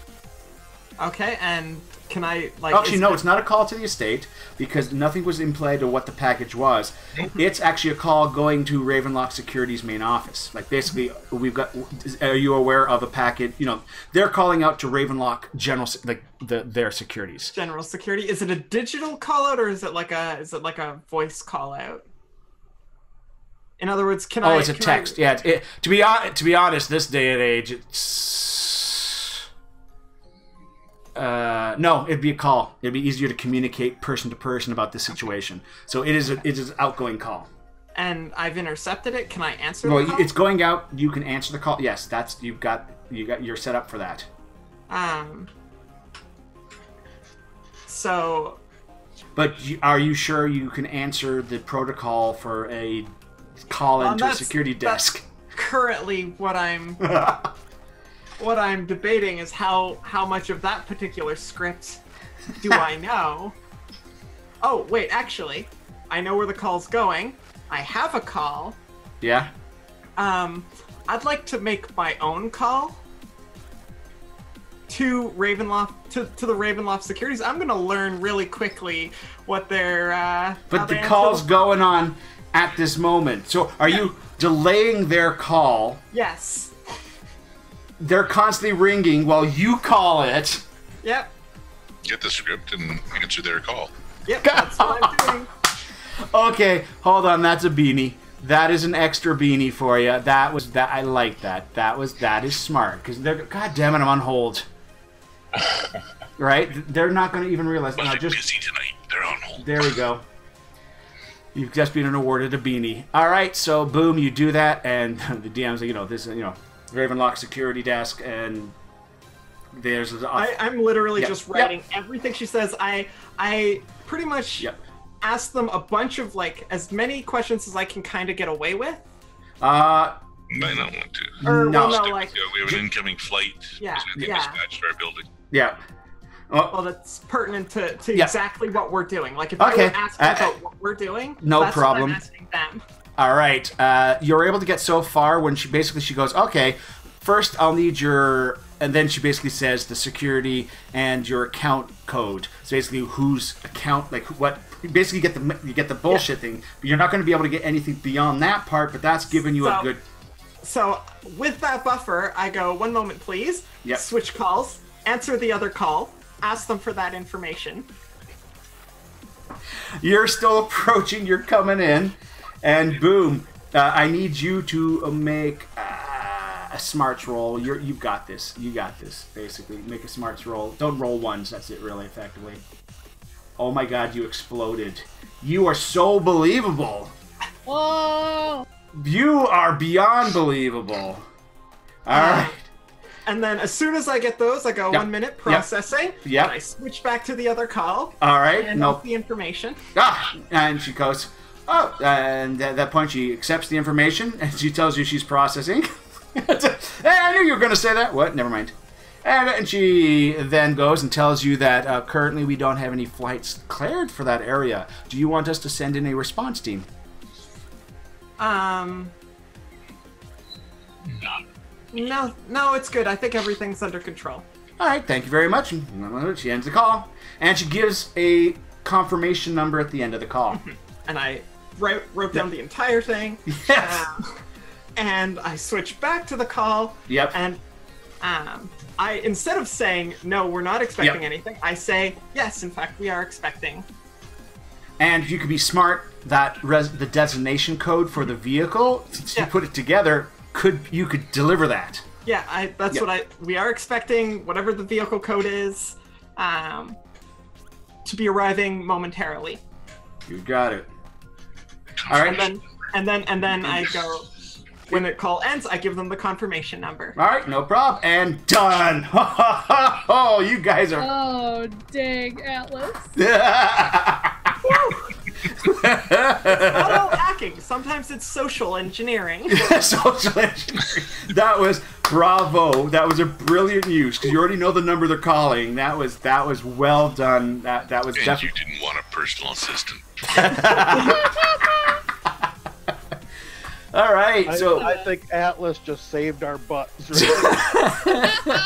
Well, but the best part is both places have a transaction of the call. Yes! Oh my god! That is and correct. they have the same codes and numbers. Yes. The only thing that's different is one line of text. It's just who they talk to. That's oh my god! Well, but they don't know that because I gave them each other's information. Yes. Mm-hmm. That even makes it harder to trace because we registered a call. There's no variance there, and if they actually check the transcript, then they'll realize the variance. That's not what you said to us. Because they'd have their transcript of what happened, right? Yeah. Alrighty. So beautiful. You're now coming to the landing pad. Even the little light machine gun has powered down as you're coming in to land. At this point, you do see that there is a guy in the regular riot. Well, no, he's not even in the riot. He's in the light Ravenlock, which is basically a jumpsuit with a chest plate, a half helm with a little bit of a visor that can come down that has displays on it for him, and a little comm thing at the side. Not even that's probably what you call it, cheekbone comms. Just an earpiece. Yeah, it's just an earpiece. So basically, he's just got a helmet, a breastplate. By Jove, my good friend. No, he's got a chest piece on and a jumpsuit and combat boots. And so he's got a light, light security, and he's got a pistol and a bat, a truncheon. Bat. Got a Louisville Slugger. He's got a Louisville Slugger on his back. No, the baton is, or whatever, the truncheon. The stun stick. Yeah. Billy Club. Yeah. The sticky thing, the hockey fighty sticky thing. Sticky. Tree sap. And antler cow. One commercial about stealing identity theft, and the Canadian one is hilarious. I don't know if you guys got in the States. Fighty slappy stick, yeah. All right. Yeah, it's a big popular thing here that our home insurance and all that stuff are now including identity theft as part of the insurance package now. Yeah, but you have to give them all your identity stuff first. Well, that's why you want to make sure you trust the company. Yeah! My brother Irvin and I, we check the dark net every night for you guys. All right, so that's in. Vehicles come down. One guy is up here to greet you. That means there's probably 2 other guys down below. And who knows if the lobby staff are even aware of what's going on right now. So, it's coming down. Guy's standing there. He doesn't have his pistol out. He's just if anything, he's got his hand on the stick if need be, right? He's not too sure. Mm-hmm. So he's at a relaxed state. His hand's not resting on his pistol. It's actually resting on the non-lethal method, right? So before we land, yep. look at syntax or look at Atlas and go. You might want to inject yourself. And I do. I don't think I'd be affected. No. Nope. I didn't think about it. No, he wouldn't. Nope. So I'll hand off my extra set and give it a second injection to Atlas just in case we need it while we're down there. There, just in case you need a second one. Alrighty. So Smith would probably be the first one to disembark. His hand changes, like it loosens on the truncheon, the sticky thing. The sticky baton. Oh my god! But it loosens on the one, and then the other hand slightly shifts more to the pistol. Mm-hmm. Right, and you can see there's flickering going on in his little thing here, and his hand relaxes a bit on the pistol. He's probably just getting the intel on you now. So at this point, he just pauses and he asks, "Is Crow aboard?" Is the roof secure? At that point, the guy just pauses. He does a look around. Yes. All right. We have a package coming in. I have Crow and her PA. We need to get them into the security office. All right. At that point, he's now transmitting the information back down to him. He hasn't even asked for the proper codes. Mm-hmm. You know why? Because they got the phone call clearing you guys. That's good. Yeah. Right? So he hasn't asked for it. Doesn't mean he won't have to ask for it, but... and Hal, you're staying in the vehicle, right? Or not? What's a call on this one? You just took a mouthful of Twizzler, didn't you? No, I was also laughing at Rabbit's comment there. Tonfa, baton, nightstick, tree branch. Tree branch.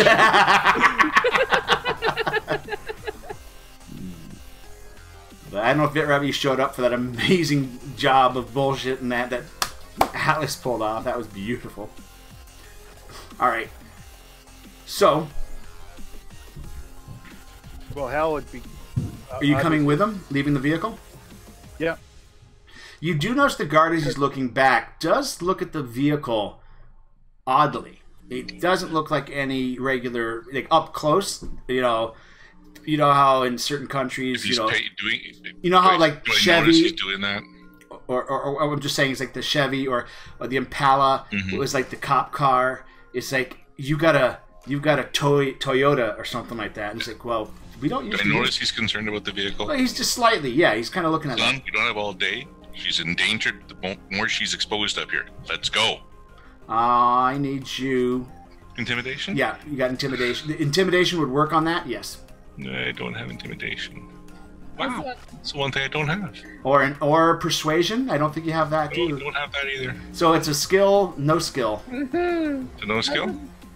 I was gonna ask if I could notice it, but I don't know. Well, actually, you just put it this way: get ready to recover for him. Tilted head.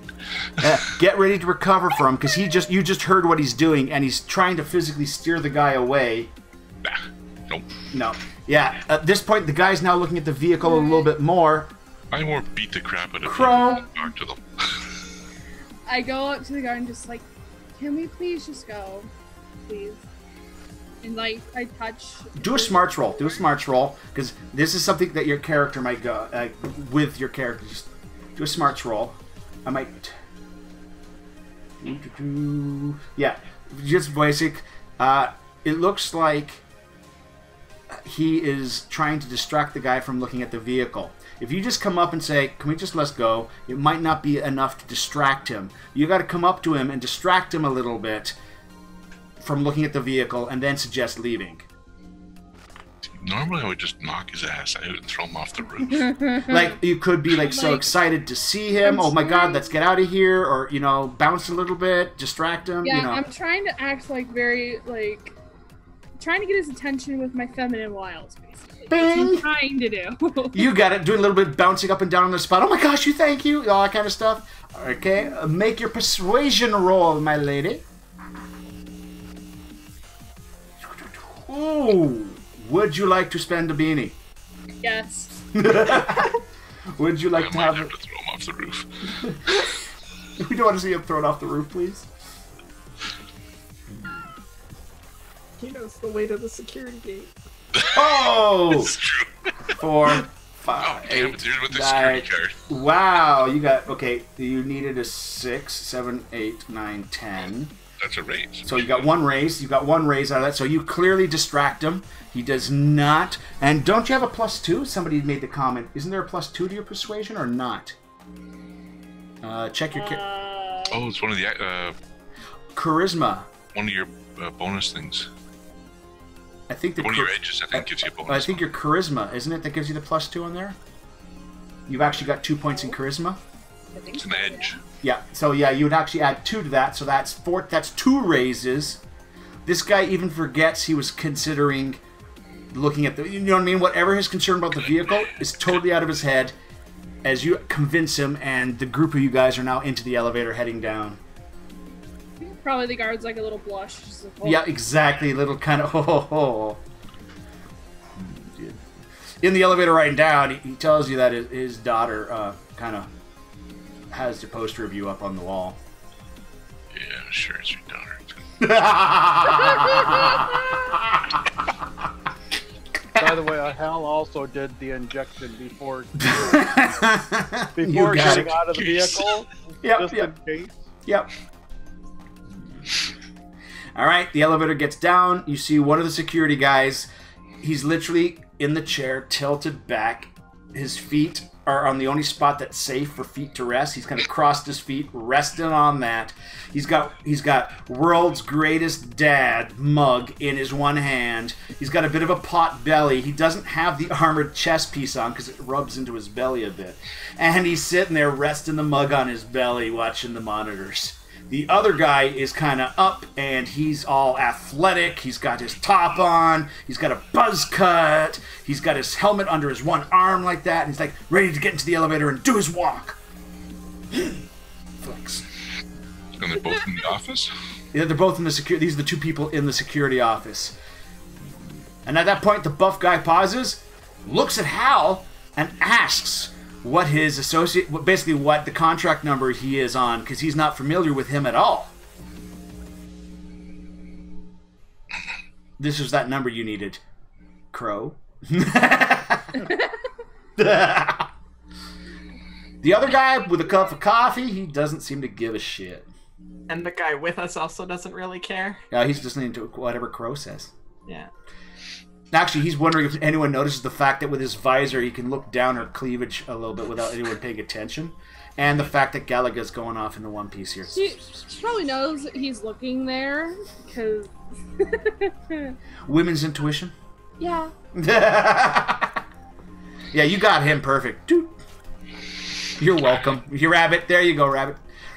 Princess is there in spirit. Is there like a table or at all like? Oh yeah, there is a small little, actually it's a small utility table that's up against a wall where you could put a lunch, or if you had to open up something or like whatever, it's kind of like one of those with a cup with a chair by it. That's about it. I'm gonna use my feminine wiles to be like, I'm here because my father told me that this was a good place to go. Okay. And you were looking at the table? Were you going to sit on the table or lean against the table? Or I thought it would be like more in the middle of the room because I was going to lean over it. Oh, unfortunately, there isn't a leaning over table. No. But that's it does have the half a circle computer desks and then the wall banks. You could get between the wall banks and monitors and the desks and lean over their little area if you wanted to. That effect would be done. Yeah, I'll do that. Alrighty, then make your roll again for persuasion. Don't forget your +2. That makes it a 7. 7? Alright, guy with a coffee mug. You know, the world's greatest dad is like the mug's tilting a little bit as he's trying to lift it up. Meanwhile, the other guy just pauses, looks over to Puma. So, what is your code? Come on! It's his daughter! This is the guy with the mug. Come on, it's his daughter! Don't have to be by the book all the time. At that point, the guy turns around. You know, the first time you let your guard down is the first time you end up being a victim. Is this where you use your perfume? He's so right. You should listen to him. He's got a good point. So basically, you've got that gung-ho first day, kind of guard that's by the book. You got a fan, and you got, I don't care, this job sucks. At least I'm not on my feet today. I'm getting paid to watch a TV screen. Yeah. So, he looks like he still wants to have, it's not too much to ask what account you're a part of. Didn't I have to give that before? No, we have the signature. You have the account for this building. The code for the vehicle. That's right. And she has the code for this building. But if you call this code, he's definitely going to go, well, that's not right. That's us. I would know you. Oh, just gas him and get it over with. Pretty much all we need to do. I'm just kind of looking over at Crow and like, that would be a good time. Do you say that? Do you say that? Do you say now would be a good time? Do you? I'm just looking at her with that kind of expression. So you're not saying it out loud, though, but you are. Not saying it out loud. No, I'm just kind of looking at her with that kind of expression. And in the meantime, there's a hand going to that's just kind of drifting next to my pistol. Because if I need to, I'm going to light these guys up. Right. But, Seeing his face, I nonchalantly pull it out from my shirt and spray. Alright, spray. Hey, that's a pretty... Guy closest to you. He was taking a knee deep whiff. He's gone. At that point, the other people start... What's going... Ba-doom. They fall within seconds. And you guys that have gotten your inoculations, whoa. There's a potent.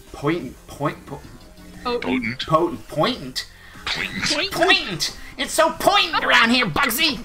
I say, it's a really potent. You think her dad, the area effect that was described, you think her father went a bit overboard. It probably filled this room in a matter of seconds. As soon as she took the lid off, the guy with the coffee cup was already feeling a little dizzy, and as soon as she sprayed it, boom, boom, boom. So within seconds, the guards all drop. I immediately run to the computer. I'm like, let's go. Alrighty. That would be like, Atlas, open the door up a little bit. To clear a little. You get a ventilation system, yeah.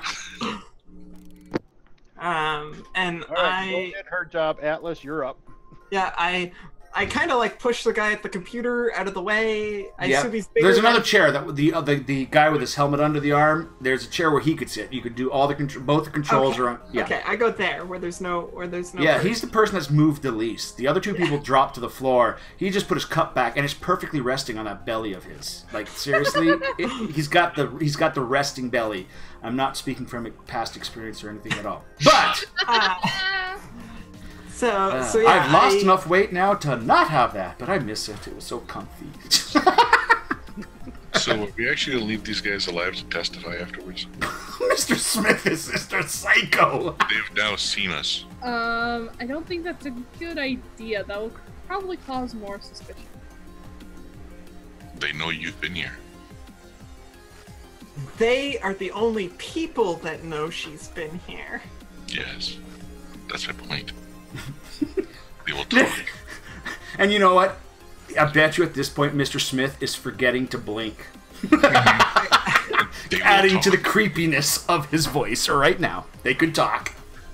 So there's 3 people that could say she's here, and I'm going into the computer. I want everything. I'm gonna take us off of the cameras. I'm gonna take us off of all recordings. There's even the call, like. All right, three hack rolls. Downstairs, though. 3 hack rolls. You still got the firewall of 8. You don't have to bypass, but you're still going to need 6s for all 3 of the hack rolls. Please tell me in order. Well, this hack roll is for this.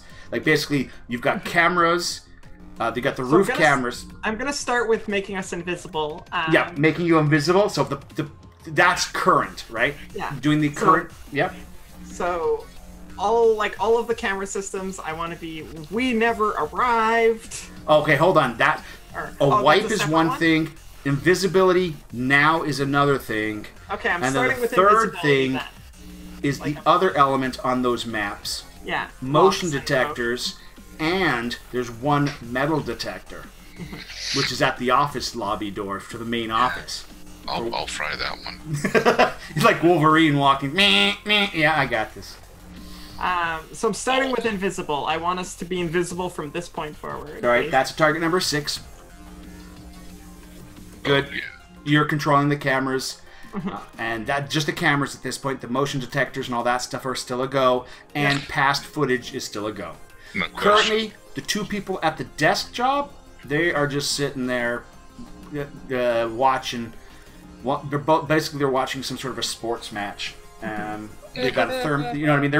They're not with their feet up and that's lazy because anyone could walk in. So they're kind of sitting there, but they're watching a sports game, chatting. They're oblivious to stuff that's gone on upstairs. The security hasn't called down or said anything, so the 2 downstairs aren't even aware of what's going on.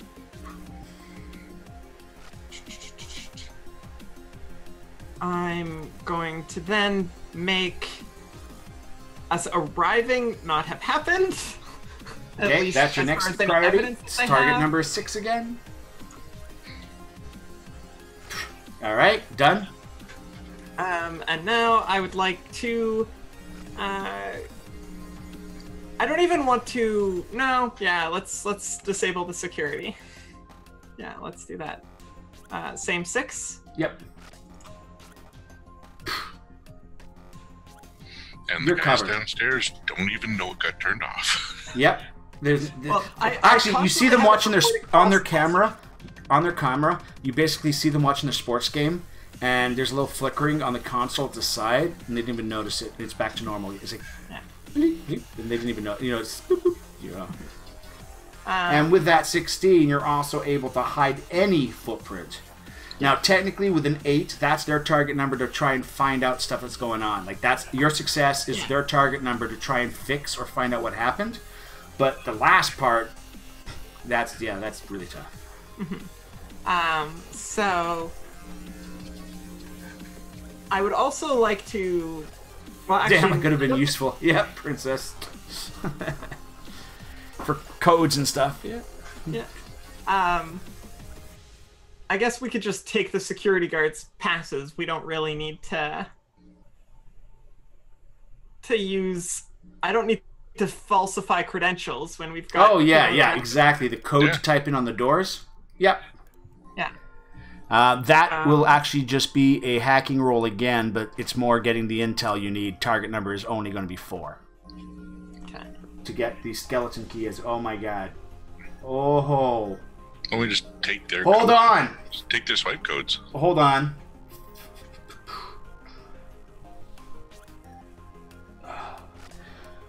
You've got the passcodes needed. You also got at least 1 raise, which actually give you the passcodes needed for Daddy's office.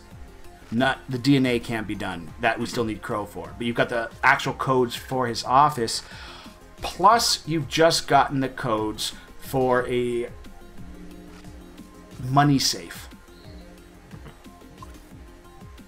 Basically, the business not slush fund, but basically you've gotten the codes needed if the security needs to call in any support or whatever. You have the option of removing $120,000 if need be. Cool. But it will be registered as coming out of Ravenlock Securities. That's an option because you've got such a good code. You've got the emergency funds. So I'm gonna set a timer for that to happen. Oh, if I could. And you've also got the access code to the Golem Tech mech in the basement. Ooh, I'm gonna change. Can I change that? Now, for you guys to know this, are you guys familiar with Appleseed or any type of anime that have what they call a landmate suit? It's about an 8-foot tall suit. Small little hands are fit in the bottom, but it's actually a big mech that has a bigger gun type of thing, and they're in the chest and legs of the mech, and their arms come out a little bit in the front. It's in a lot of anime. That's the type of defense mech down there. If you guys just Google Landmate and Appleseed, you'll get images most likely of these vehicles. This is a security vehicle for heavy situations. That's what's in the basement here, if need be. And I do believe, if I get the pages right, there's an illustration of one in Interface 0, but I don't have the book in front of me. But I don't know the number. Yeah. And unfortunately, they're all listed by the page number, all the images. You know, that might give us an opportunity. If that mech got stolen, that would redirect suspicion from any infiltration to the office. Because with all the passcodes, you're leaving no signature per se. There's no hack that's gone on. There's no, and with the blood code, there's no warning labels coming up, unless I hate to say this, after Crow unlocks the code, you're still going to have to hack his password and all that kind of stuff, right? So up until then, that means there's no alarms at all have been triggered yet. Mm-hmm.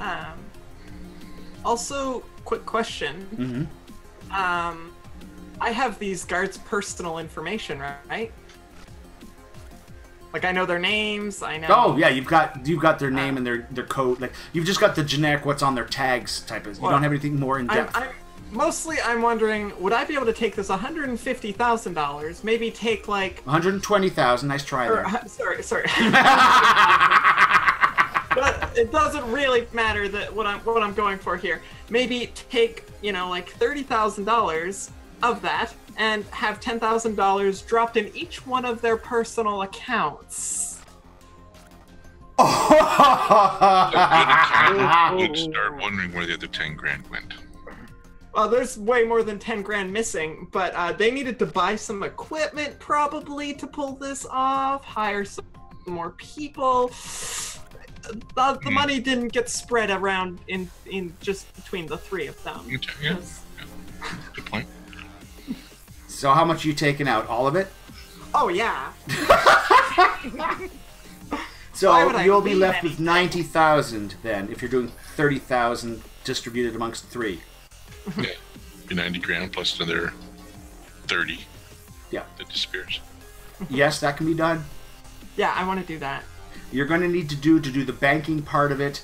That's going to be actually an 8 target number because you're going remote. Actually, no, 10. Unfortunately, because banking is even too higher. You've got some other information, but you're going to a tough Ravenloft. Oh no, you're going to. I want to do their personal banking. No, that's what I'm saying. Your personal banking. That's why your target numbers are going to be 10s, and that will be per person right now. Unfortunately, just to let you know, there'll be 10s per person because you're breaking in once, and then you have to break in with another, and technically you don't want to leave a fingerprint. Yeah. So unfortunately, that's not gonna, that way because you don't actually have the proper banking. I have an alternative idea. Mm-hmm. I want to mail them. No, that wouldn't work. Who mails stuff nowadays? I'm just saying.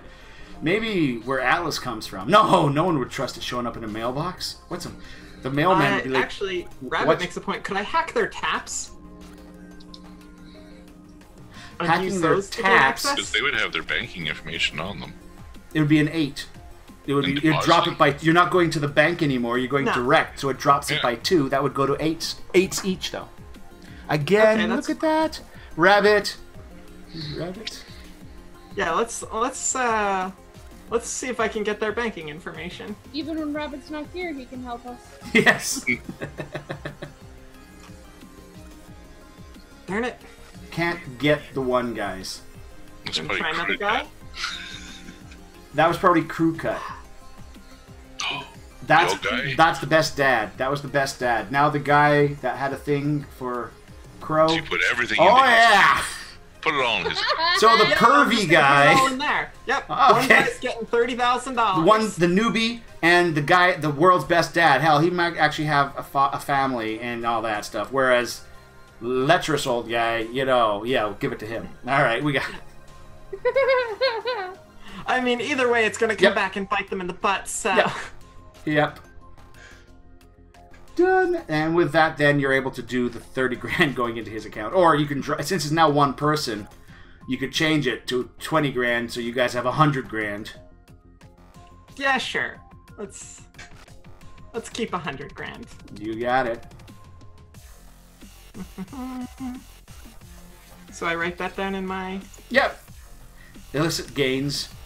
You might want to not put it as your current currency, or because you might put it into you just transfer it to a bank account floating right now, not connected to you. Yeah, transferring it to one of my invisible. Yeah. Which I would have some already because. We were talking. Yeah, I was talking about. Yeah. Alrighty, so the next step now is cameras are looked after, motion detectors are gone. You got passcodes. We've got 2 possible targets. Do you want to try and hit both? May as well. You've got the time. Now, the drug is supposed to wear out. Your father gave an estimate about 20 minutes to an hour. Well, I mean... But it was kind of potent. And I mean, we could just wait here. We don't have spray. To... I could spray it one more time. No. You could also just leave the spray with me, really. Yep. If you wanted to go. Yep. And then she's not going to be subtle about it. It'll be like in his face. I could just chuck them off the roof. No, Mr. Drop down the elevator. Oh my god, it's almost like Arnie from like Terminator 2 now. Don't kill him! I mean, if we took their communications away, we could put them in an elevator that just never stops and opens. That works. Oops, I missed the elevator. No, we definitely want one. I mean, there are 2 of them that we could kill, but we want to leave the one that got the money alive. Okay. Wait, what? All right, I'm gonna leave the spray with Atlas. Yeah. So spray. Whoa! If Atlas is going, how are we going to get the hack on Daddy's computer? It'll be remote, which will add an extra 2 to her toughness rolls. And we got a rolly ball. Which gives her direct access. Yep, we're covered. So if Hal's going, is it? Yep. So the group is basically Hal, Crow, and Smith. No, I'm gonna stay in the security room just in case. You got it. Okay, so I'm going with... Well, wouldn't it make sense to be the other way around because you're her bodyguard, so if anybody saw her... Vivian might not get the intel update. He'd just be him or Hal who's dressed in security. Yeah, you know what I mean? That's true. Yeah, that's true. Even the guard for a moment paused when he saw Mr. Smith come out until he got a bit of an intel update. You want to take one of their helmets? Hal? Yeah. You can now keep in touch with Hal. He's got, you know, just put one of the helmets on, intel, everything. You can track him, make it a lot easier. Got a cattle prod if you want it. You have the cattle prod? It's one of their stun sticks. Okay, there's a stun stick, and then there's a electrical device with enough volts to drop a giant cattle.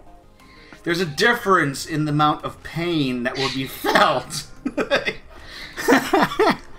All right. You're being technical. He didn't want to get technical.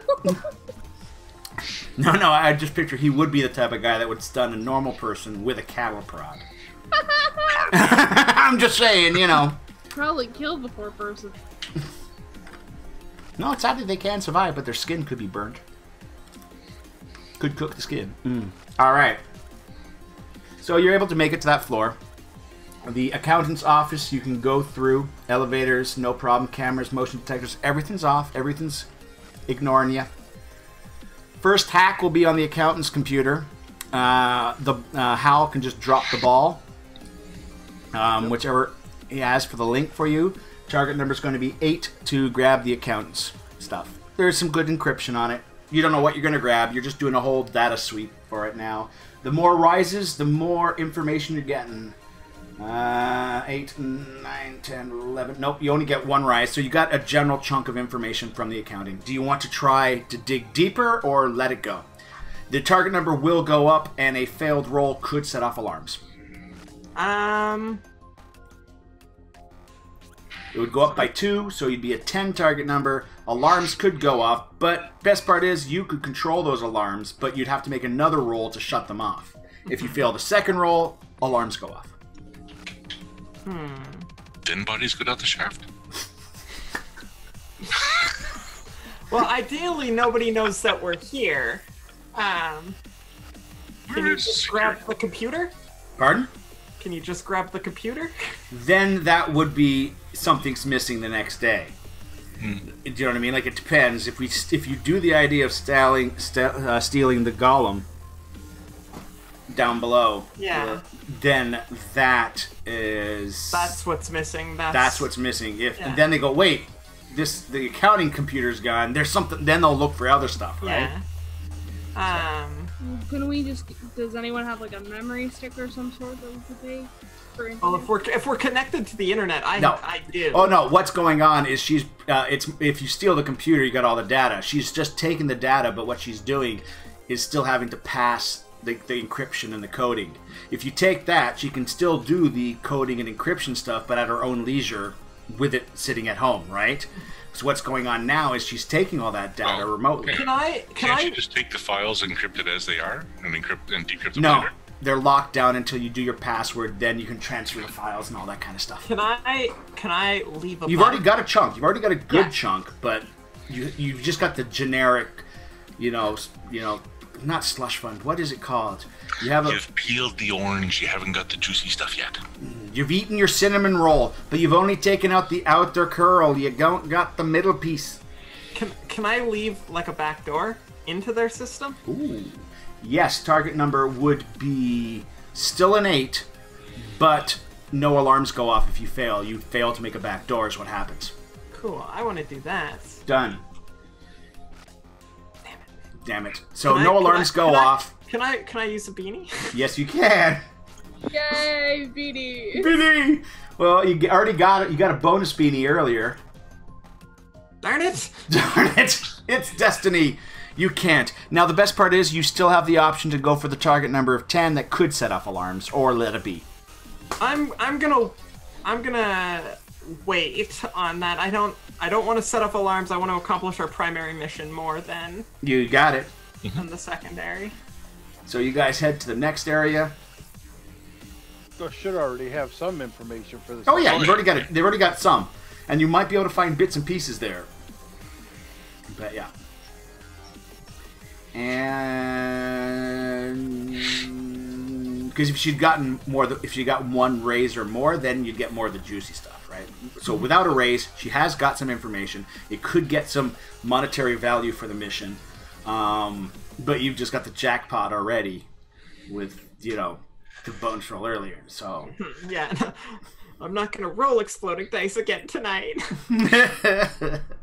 Alright, so you get to the main office and all that, and oh look, there's a picture of Baby Crow on his desk. A little hologram, like basically when you get close to the desk, the images kind of flicker into life, and there's a nice picture of little Baby Crow with her pigtails and all that kind of thing. Oh, that'd be worth money. I was a cute child. And now you put on the little finger device that basically you put your finger on the pad. It's going to prick your finger, but it's going to go through this little silicone stuff that's attached to a little computer thingy that Cypher put together that we're all hoping works. And then Hal has to drop the ball, literally, and she's got direct access to then hack your daddy's files. So you ready to do this? Yep. Alrighty. You put your finger on, it goes on, and an error comes up. Please try again.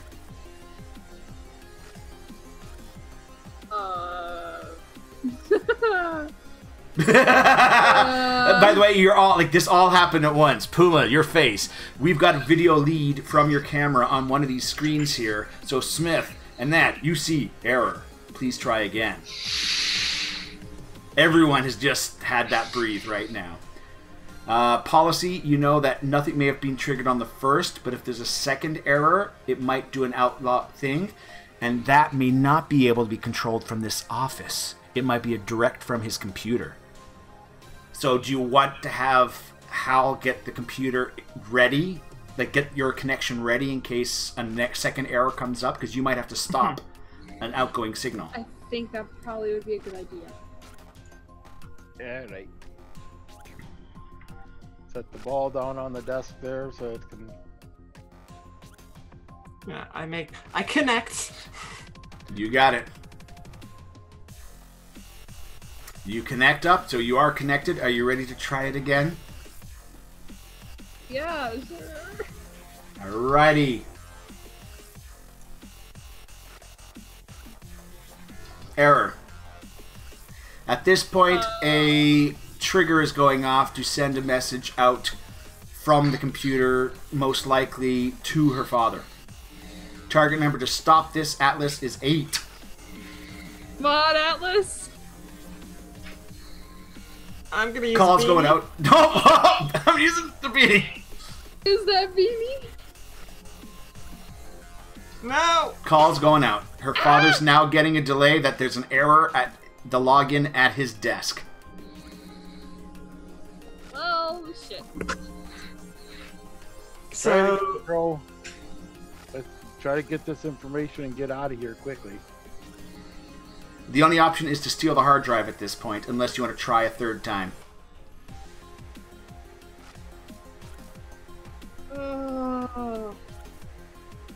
I don't know if it'll work, though. I mean, stealing... I mean, they already know that something was happening in the office at this point, so... So what would be our best chances to do the hard drive or just have me do it again?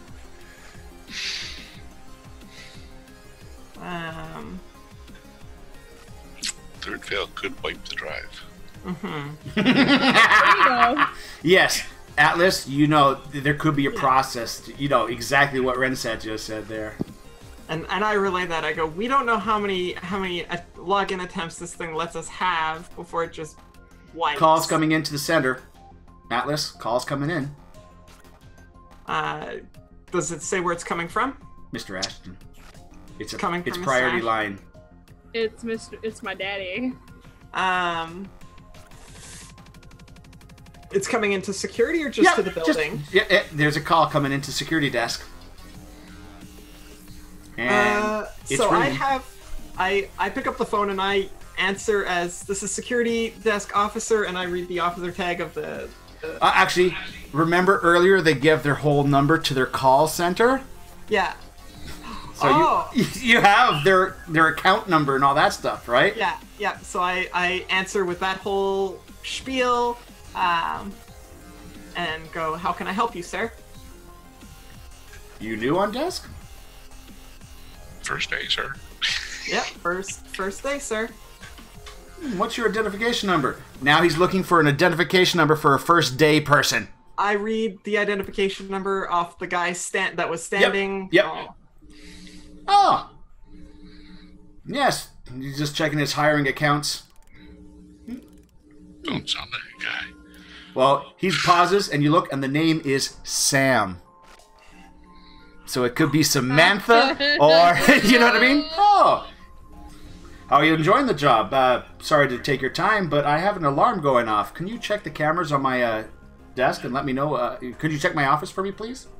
Absolutely, sir. Would you like me to send you a video feed? Well, that would be great. Now, that's what I call good thinking there. I'm going to put you in for a bonus on that. I appreciate it, and I immediately just send him the looping feed of his office. All right. Could you send an officer up anyways to check that for me and keep me in the loop? I don't really want to come out tonight, but if you could, please keep me informed. I would like to have at least a call back in 15 minutes, please, with an officer's report on site. Absolutely. I look at officer, and I look at the guy next to me, Yep. the one that walked us in. Yep. Officer, whatever, to check it out, and I will call you back. No problem. Okay, thank you. Then that hangs up. Oh my God, that almost became the scene from Star Wars. Yeah. How are you? How's your day going? I hated that phone call. Anyways, we got company coming. Sorry, that was almost, that moment. So I relay that information to everyone, and I go, I would like to fake the video feed. By the way, because you're connected, there's a phone transmission going on, and it's been reset. Cool, so the computer is back at 0, meaning You've got 1 try, and then 2 tries he'll be triggered again. So, do we want to try again? Well, so first I go, okay, I would like to have everybody, get out of... I'll let you know when you're not on view on the camera anymore. I would like to actually record Hal in uniform, just going to the office, performing a helmet on, because Hal's face might be known. Because he's driven Crow around as well. Yeah, well, that's why they have to not be on camera, because I want to send another fake video feed in 15 minutes. Yep, you got it. Okay. But you can do it now. We can record now. We'll fix the timestamp. I'm doing the recording now, and then... This orchestration will need a hacking roll of 6 to make sure you get the time code ready, everything looking clean and sweet. Hal's doing a little walk around there. Thanks to your military training there, Hal. 6 is your target number. You got that. You got a proper security-like stance and, being cautious and all that stuff because you've got that in your training. And there you go. So you were able to cover that off, and you got this perfect feed ready to send to him in time. So, do you try one more time? Is there any way that I can, while she's trying, intercept the signal and see if I can figure out what it's looking for, or any way that I can manipulate it so that it might... You've got connection to the computer. Its firewall is a 10. So you would be looking at trying to beat a 10, but you could trigger the same mechanism. You could trigger it, and it could go right to 3. Do you know what I mean? If you fail. Yeah, no. But I know what if you you get the success, then you can literally make sure her thing works. Do you know what I mean? In this case. Yeah. And again, we want to point out this device was put together by Cypher, who did save your butts on the code earlier, though. Well, he's good at little things. This is not working. What kind of computer is it? Probably the nicest MacBook you can get. Yes, the future is it is 2090, and we've got the best MacBook. Sorry, no. What are you looking for in a computer? It might be easier. You're way geekier than me. Yeah. So, well, mostly what I'm wondering is if I could just put another computer in its place. Actually, it's copy and paste for his offices. the security protocols and all that stuff are a lot better. But it's, you could grab one from another office. Because, like... But as soon as he logs into this computer... It'll trip it. Smarts. Since you're the only one having this train of thought, this place is being shut down in a week. What are the chances he might actually come back to his own office if he thinks everything is fine in the next 2 days? Probably slim to none. Correct. Unless another trigger or an alarm comes off, then he might get suspicious, right? Yeah. Because he figures it's all going to be wiped anyways in 2 days. Yeah. His people are going to take care of it. So if a computer is there, nobody's going to check. But we just got to make sure we pull a computer from somewhere where nobody's going to check. Like the spare IT equipment. Bing! I was about to say, what's that IT show? It's like, yeah. Or that computer that needs to be fixed or whatever. Visually, as long as it looks, And no one's going to try and power it up if they don't have permission. When they get the computer, they're probably not even wiping them. They're probably just incinerating them. Yep. Oh, yeah. Especially if it's an accounting computer. Yep. The only problem is that room is on the second floor. Or actually, it would probably be in the janitor staff room. It would probably be on the bottom floor. So you'd need... Smith, would you go retrieve the stuff? What's in the storage room? Storage room would just be ITs and... I mean, also there's a golem down there that we could... Well, that's in the basement. That's in the underground parking lot. We don't need the golem. By the way, the nice thing about those, they can collapse down to fit in the back of vehicles, because that's sometimes how they're shipped. But the vehicle usually has the top part that opens up a little bit, so they can stand up and get out, because they're about 9 feet tall. But they're like a mini mech that carry heavy ordnance weapons, and they're used in, situations. Like I said, the best example is Appleseed and the Landmate. That's the best example of them. You'll also see them in a lot of other different animes, but... Would there be anything like delivery droids or anything like that could be... Yep. Oh, yeah. There are delivery droids. There's Roomba droids that clean the floor. There are... Like, would I be able to put in a parts request? Not to his office, but to, like, an office on that floor? That would create a bunch of paper trail and activation things for the other guys that are, So you just need what? Just a drive?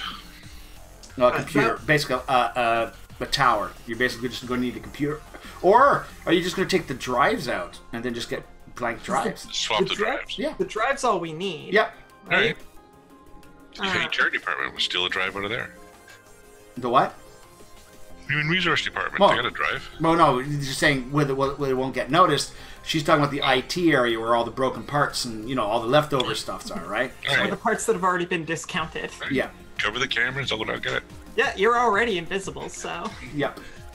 Actually, that was only on the floor that you were working on. Oh, okay. And also on the main floor, he's not... Unless the elevator alerts people, which you can look after, you have to do a hacking of 6... No, 4 for this one. Easy one. Basically, the elevator doesn't make a noise. If it makes a noise, the guards will respond to the elevator going off. Maybe it's Bob wanting more coffee for his mug or something, right? But otherwise, where Mr. Smith has to walk is in the back, and they won't even know. Well, they might see it on their cameras unless you're controlling their cameras, which would be a 6. I want to take control of like the entire building's feeds. Like I want to be. That is a 8. 8 for that one. That's an 8 for controlling the entire building's feed. Okay, well maybe just the feeds that I need on the way. All you're going to need is the bottom floor, the elevator controls, and the cameras on that for Mr. Smith. Okay, yeah, let's do that then. And that will be a 6. 10, you got to raise. So not only you basically got the main floor, the basement floor with the land mate, the Golem Tech vehicle, and then you got the floor above it, floor 2. So basically you bracketed him with that raise. So you've actually got control of those different levels. The elevators, like it does it have something that goes Like a lighter indicator or whatever?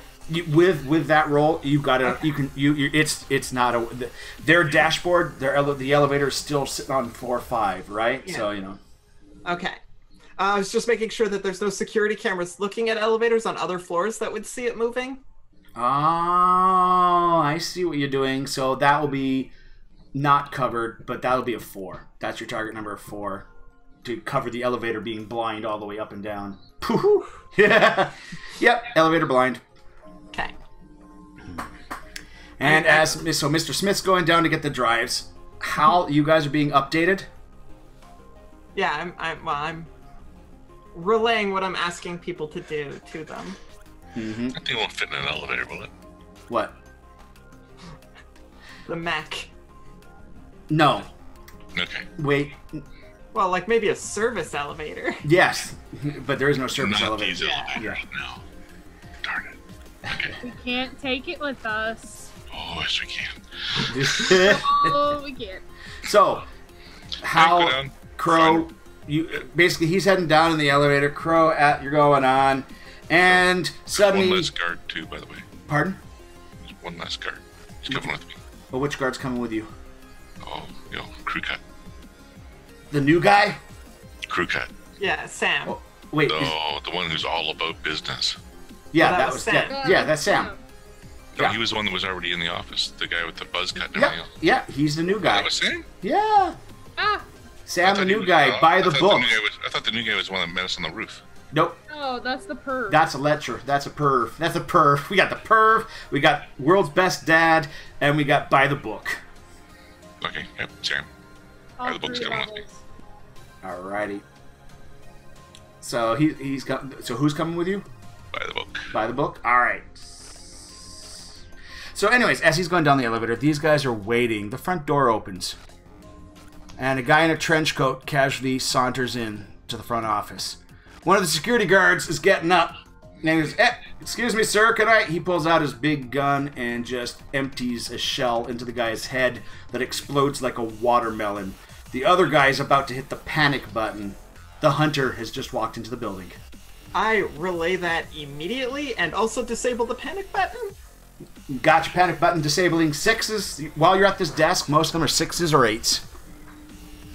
Oh, that's not good. Do you have any beanies left? I do have a beanie left. It's your call. Am I gonna need this? Cause like, how close is Mr. Smith to getting that hard drive? Oh, he's about to be on the same floor as the hunter in just a second.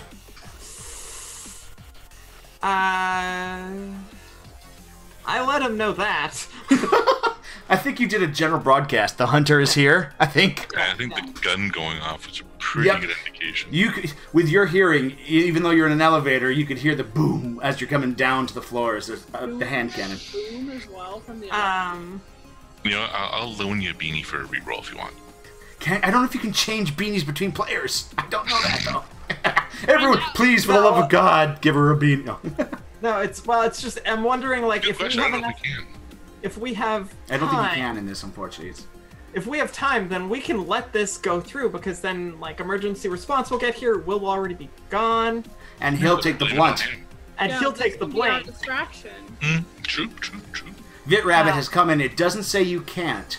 So house rule here, I think we can 'Cause share. we've done it before. Actually, no, we haven't done it before. Unfortunately, not for beanies. We've done it for the other parts, like the whatchamacallit points and that. But there's no proper way for the person to do it unless the person that's loaning it says, "Okay, I'm using it for a reroll, but in true fact, so and so is using it." That's how we'd have to get rid of it. Because it though. says who's using it. So house rule, say good. We'll just do it for now. Yes. Yep. Yep. Okay. So if you want, he's got that. But you do have a good point, though. If he does call in security, then you don't have to worry about the landmaid as much as you might want to. Oh, I'll still worry about it.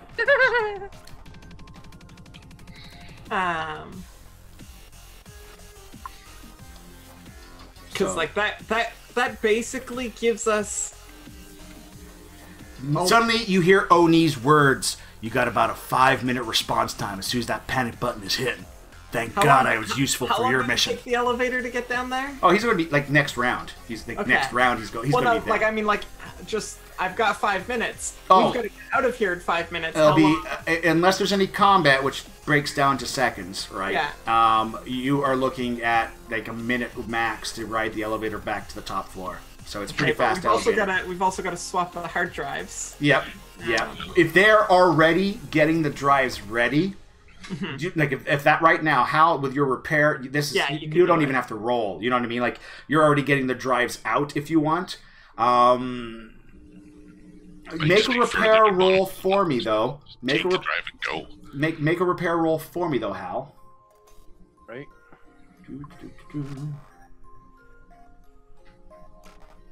Ho, double sixes with exploding. Okay, Hal, there's a booby trap.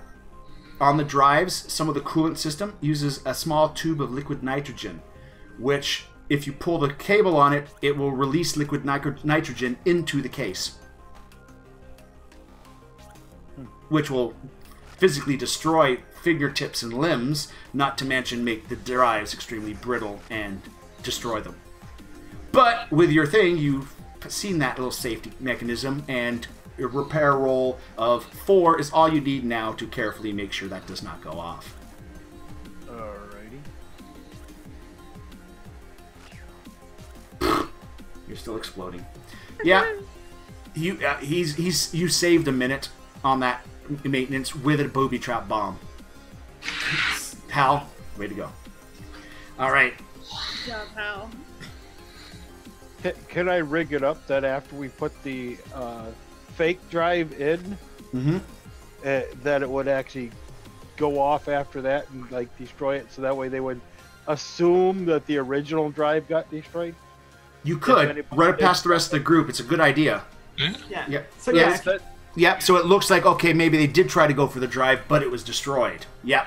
But it was destroyed. Yeah. That's actually no real roll needed. You put there might be an agility roll or something. Just make sure your fingers are out of there in time. But yeah, you can actually just shove. I got my cybernetic hand. He has a hand. Oh yeah, sorry. Oh dear, Chip. Oh, I got to get a new hand. I gotta this is expensive. Fingertips. We got those spare parts around. All right. Then that's why he's got the feminine fingertip with a long nail on it. It broke off. I got it. This is all they had. Seriously. All right. So, boom. Next round. Doors opening without a sound. A second gunshot's going off. The other guy has cleared. You let the alarm go off. Is that correct? Yeah, I think we're letting the alarm. Assuming he managed to press the alarm. Oh yeah, he was ready to slap that. So he slapped that alarm, right? And suddenly you see a flickering on your computer screens. It looks like someone is hacking to try and stop that alarm from going off.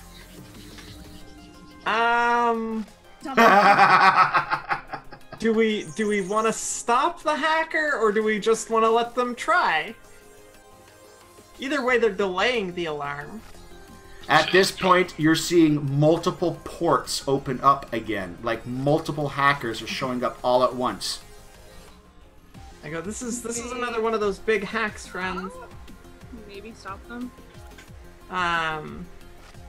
Well, the computer that they're probably going after is already disconnected. Yeah. So, I mean, even if they get... The biggest problem with them getting in is they can mess with the security invisibility that we've got right now. So I would like to defend. Defend? Yeah. All right. You have got 4 hackers you have to defend against. Each one's a target number of 8. Okay. You can do it. I believe in you. Oh my god! 1 hacker down. 1 Quody finger hacker down. Their coding is somewhat similar and almost exactly the same, but spaced out by just a few seconds. Bang! Second hacker in the box. Whew. This is stressful. Work them fingers, girly. Oh, 3 of them down! Oh. Now I need the beanie. No, you got the 4th one. No, it was a 6th. No! Alright, 1's gotten in, but seriously, after you've defeated 3 of them, that one's just getting in and realizing that the system's already been done, and their base roll is not as good as your 8 from earlier.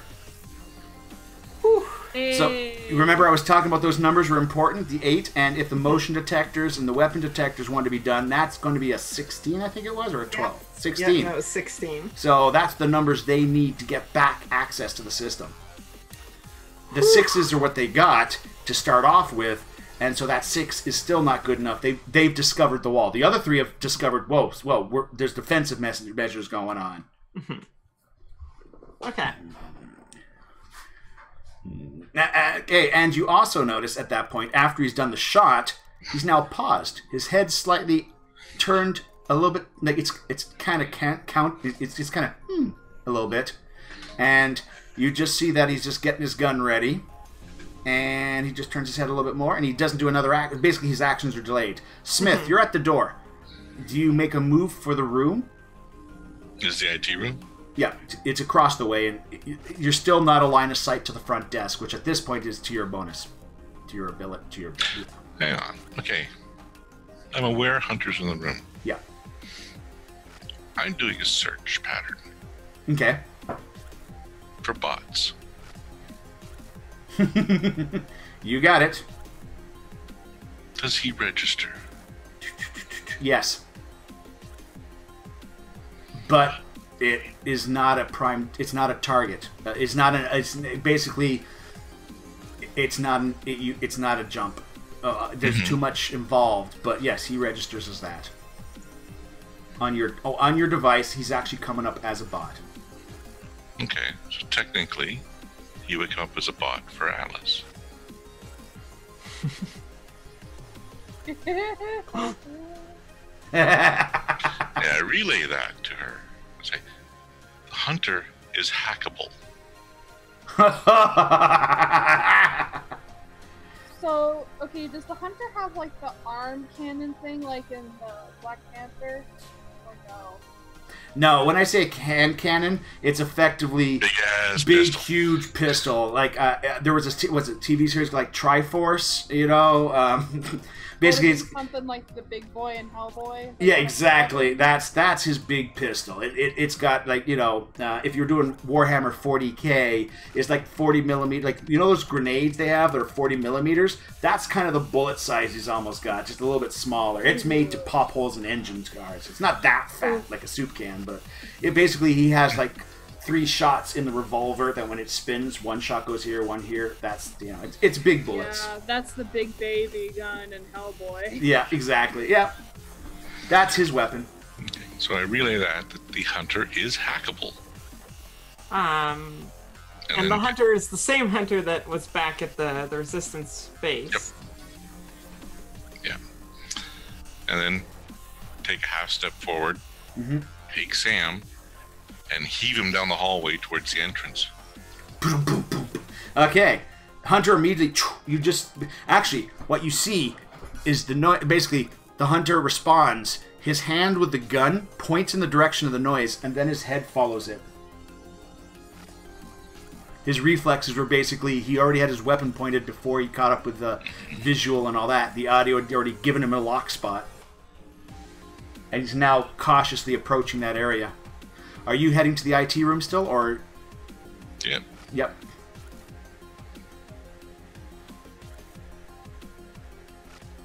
I keep feeling out. I'm also trying to extend my sensing to try and see if I can pick up the golem. No problem. The nature of the golem, it is... It's a vehicle. It's a vehicle, yeah. It is not...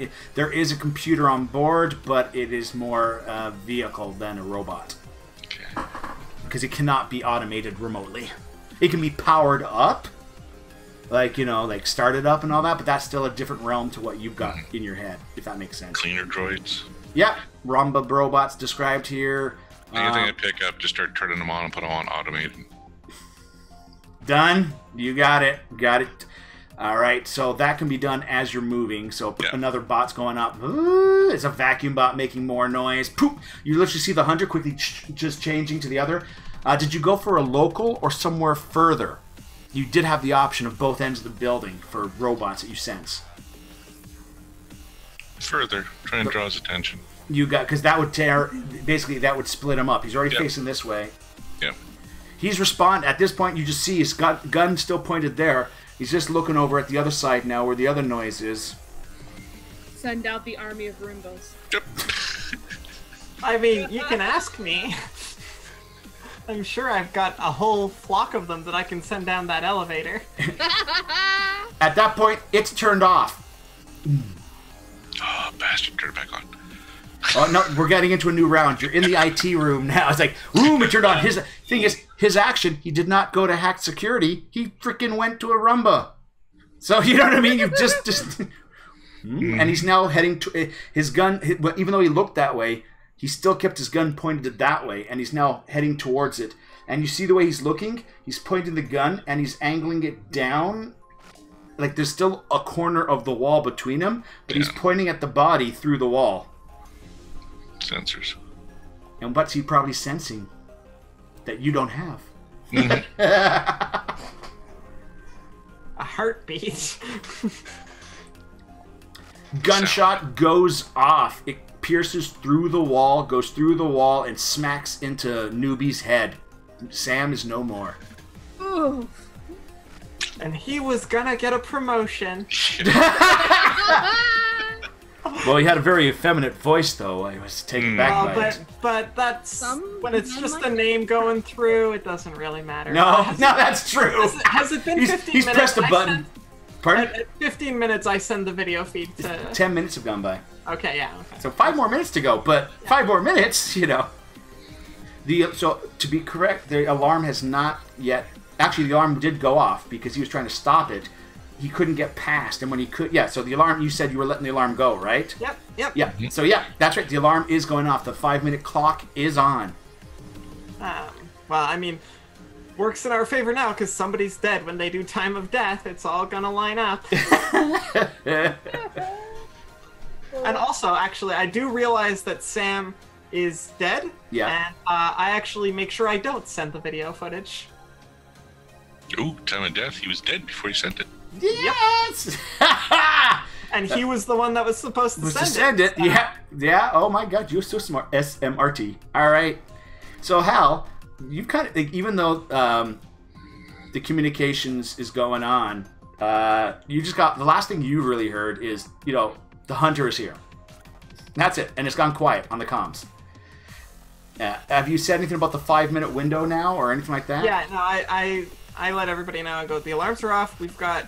How come I suddenly picture an app shows up on your platform, and it's a little picture of the Oni going, oh, and it's like one of those clocks where the hands are the thing. Yeah. It's a cheating Oni doing the clock hands. Yeah, exactly. With his little Oni time down. Oh. Sorry. I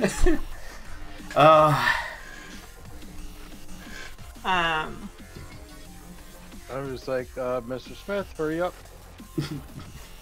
And grab Atlas on your way up. Yeah, I'm getting ready to go, but I'm just waiting because I want to we'll be on the 20th floor, that it's easy to get up to the vehicle and well, I'm already. Well, you guys are on the 20th. I changed it, even though it says the 8th. You're actually on. This is the top floor. This thing here, I changed it. Yeah. And I'm on the 10th floor, right in the middle of the building. Yep. And Relay Mr. to Smith. Hal. Pardon? Relay to Hal, since he's talking to me at that point. You know, hurry up and get up here. Say, I'm on the ground floor. Hunter's here. He tracks sound and heat.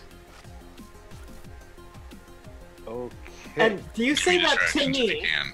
Do you say that to me? No, it's over the comms to Okay. Hal. It's probably coming to you as well. I need distractions. I want to crank up the heating system. I'm turning off AC.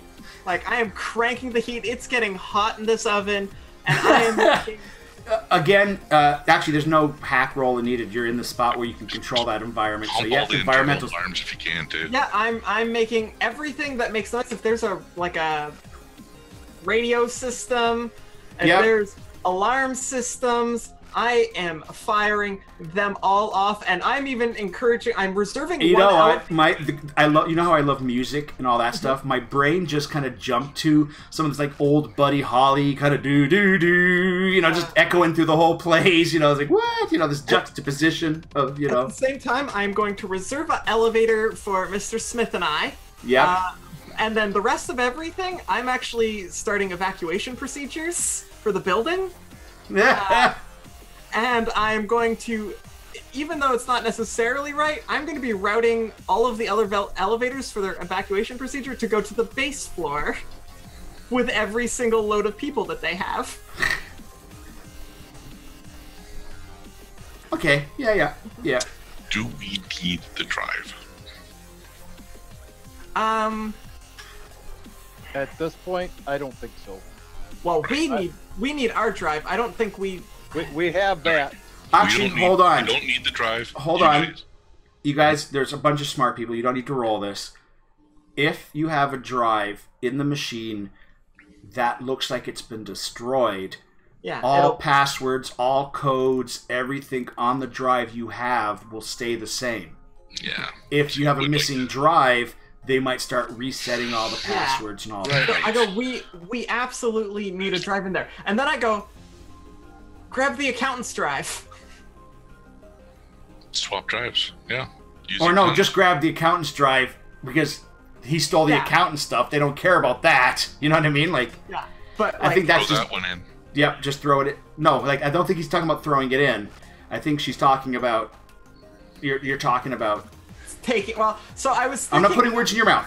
No. You want the accountant's drive for what purpose? Actually, I kind of want to steal. I want to steal some random hard drive from some random computer. Mm-hmm. Or ideally one from the IT room, if that's doable. Because he's in the IT room. There's a drive right there to go. He can just grab it and go at this moment. So I want him to grab that drive. I want to put that drive into Ashton's computer, and I want to make it look like it's destroyed. Ashfield's. Yeah. I want to make it look like it's destroyed. Yeah. But while we're at it, we may as well steal the accountant drive, and that'll look like it's stolen. So, but that gives a target on the top floor that's not the hard computer. But no, yeah, basically, at this point, it's the missing of the drive and then the look that the other drive was destroyed. Well, see, that's probably what they were... Tampered with and got destroyed. Yeah. Okay. Yeah. All right.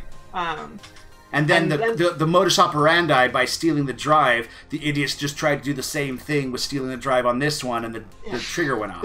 They were going for high-value drives. They got one, which, the information may become irrelevant quickly, but there was a target there, and then they went for other high-value drives on that floor. All right, so while waiting for you guys to come up, Hal will go over to back over to the accountant's computer and pull that drive. You got it. I'm following Hal at this point. You got it. As you're going for the accounts and getting all that stuff, 4 hackers coming in. Again? Yep. 8s. 8s are coming in for these 4 hackers. 8s will be good enough. Good enough to... 8s will be good enough to take control of cameras and motions. You've just set, and you're setting off all the noises this round too, right? So all the noise, the heats, all that's happening. If they get the 8s, they will be able to get the cameras and the heating back. They'll be able to, but the motion detectors they won't, because the alarms that you're doing with the motion detectors, that's the 16. Yeah. But they'll be able to get cameras and at least if you're unable to stop these. Again, multiple guys coming in. I have no more beanies. One guy stopped. Or one entity is stopped. Oh, one got through. Cool. We're good on that one. 2 got through. Because you got so many raises, I'm going to say that only 1 got through. Everything after the 14, you basically locked that area down. So the other one got hit by that one. But 1 did get through. Now that person's got a choice. Cameras. You've lost control of cameras. Cameras are now looking around. Basically, you see the cameras, and literally, it's like all the cameras are being cycled within a few milliseconds. Can I? And you see them quickly. Take the cameras back. Yep, that's your next. Like basically, these cameras are quickly flipping around. You see, basically, it's like it's scrolling around, and one of your monitors kind of locks up, and you see a picture of Hal and Crow heading towards the accountants, and the cameras start following that way, and then another one starting to go by the IT department. Do you know what I mean? Like, basically, I go, Hunter's onto you.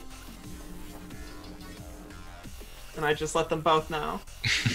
And by the way, on the front surface camera, which I don't know if he's purposely left it there to show off, he's standing there, he's casually reloading his gun, putting the big bullets in again. That's fine. Everything he does not seem to rush. Yeah, everything I see, I'm sending off. Also, just out of curiosity, was I able to figure out where this signal is coming from? This signal is coming from inside. Is it something that I could trace? Yep, but you've now got a choice. Do you fight back to get the cameras, or do you start doing the trace? You've got a action. Yeah, I definitely want... But we'll pause you there. Pause you there. And Smith, you've got the drive. You're clear to the elevator as far as you can see. And as last you know, Ellie's ready to rise that elevator straight up to pick you and her up, if she wants to leave this office at this point. It is getting warm. It is. Whew.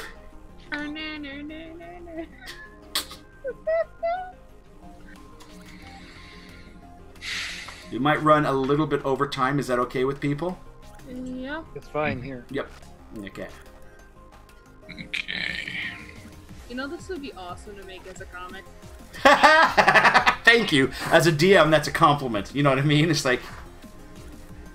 I'm just seeing the scenes in my head, but I'm also an animation major, which would be fun to do it as an animation as well. Oh yeah, oh yeah, oh yeah. Feel free to illustrate any moments that come to mind. I kind of already started.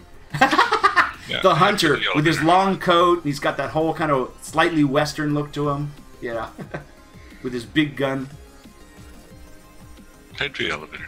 Head to the elevator? Alright, head to the elevator, and as planned, it's already heading up, because that was already pre-planned for Ellie.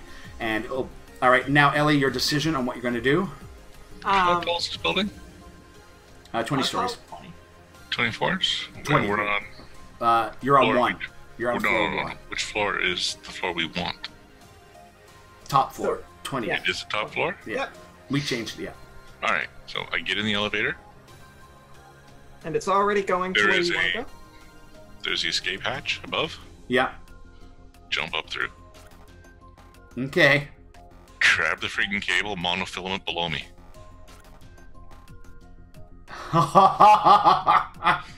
Okay. Alright, at this point... That puppy to the roof. Meanwhile, hold on, I know exactly what you're doing, so I just need you to do a climb. Target number is going to be 4 to get up and fast. Like, athletics? Yeah, athletics, yeah. Yeah. You're able to get yourself going in that, because it's not the easiest to do that, I'm just saying. No. Alright, but that's going on, but meanwhile... Okay, he's in the elevator's heading up, your attention turns away, the camera sees you focusing on the next thing, but the camera still has the monitor for the elevator, and the audience sees the fact that Mr. Smith has just leapt up out of the elevator, so you're like, what? You know? Alrighty, and what are you going for? Are you going for a trace, or are you going to reclaim control of the cameras? I want the cameras, and I feel like that'll be easier, and that also blinds him again. Target number is 8 to get them back. They didn't get any better than your last target number. Okay. They got...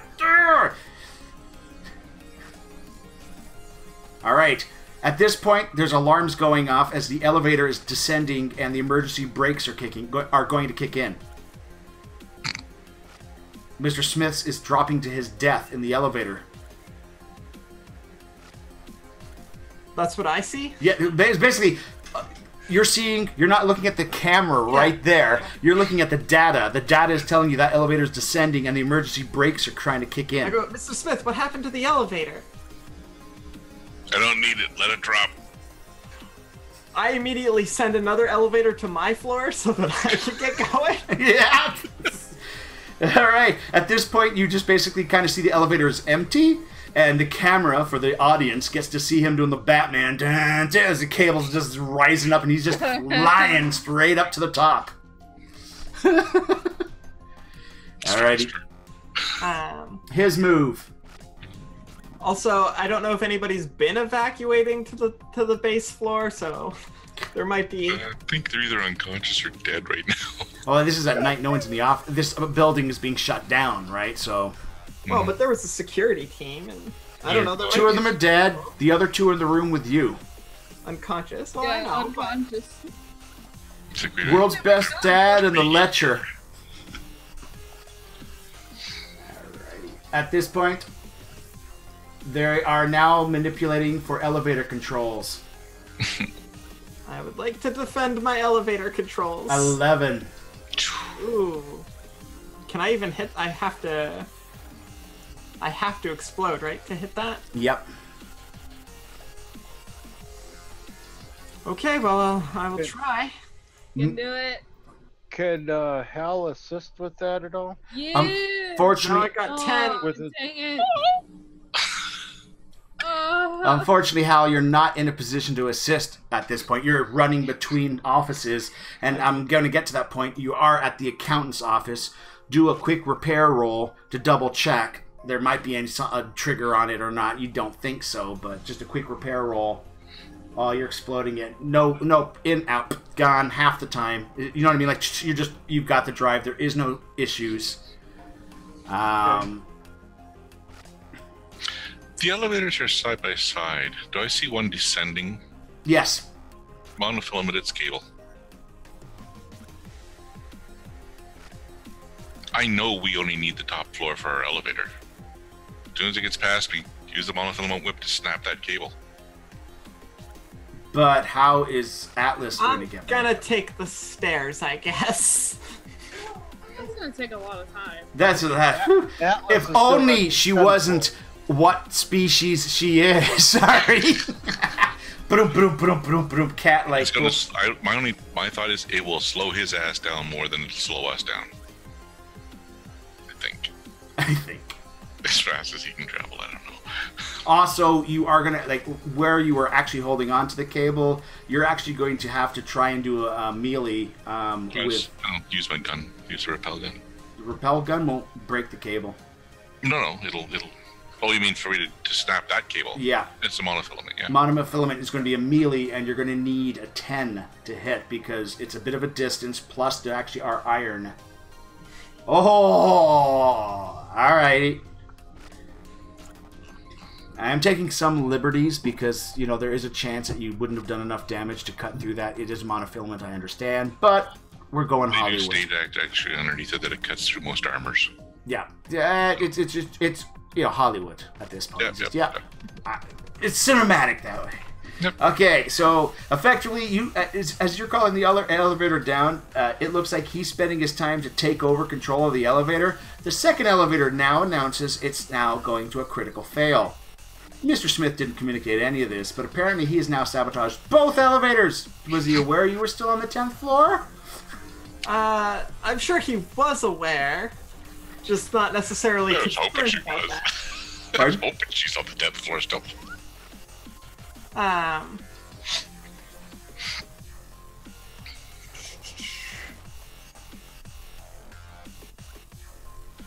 At this point, in the security room, I have a question. Yep. Are the physical servers that the security uses to store all of their... Yep. Okay. I want to... It may have backups, though. Yeah, they may have backups, which might be in the basement. They could take a bomb. By default, I'm just saying.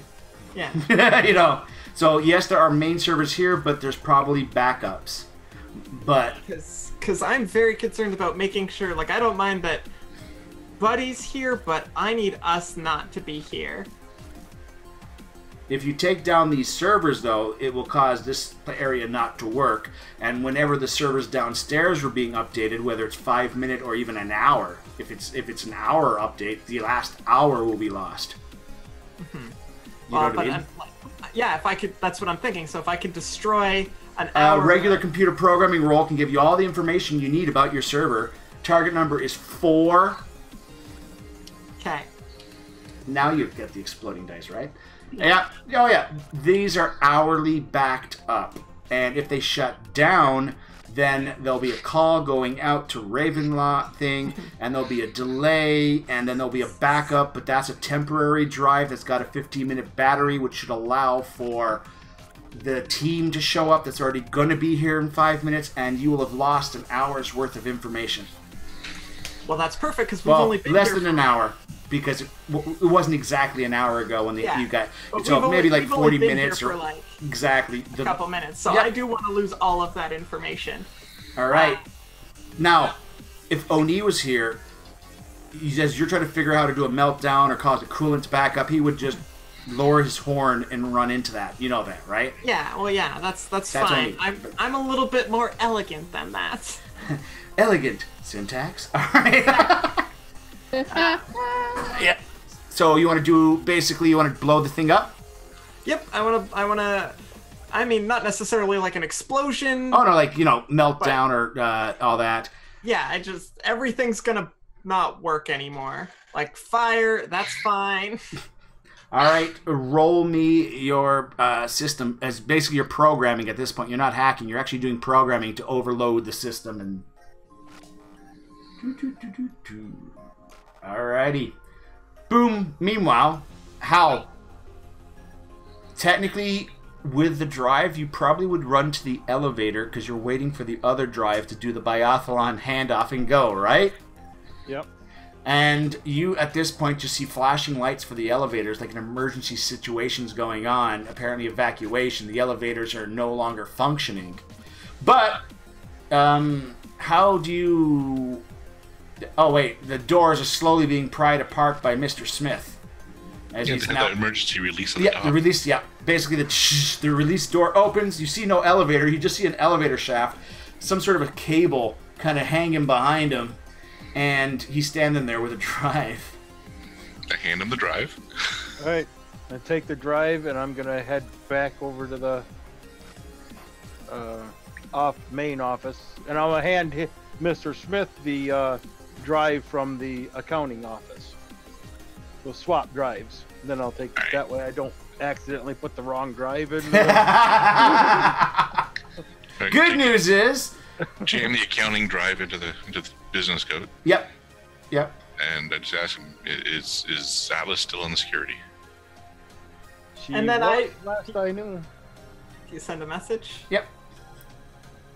Alright. Message? I just go, I'm cleaning up our tracks.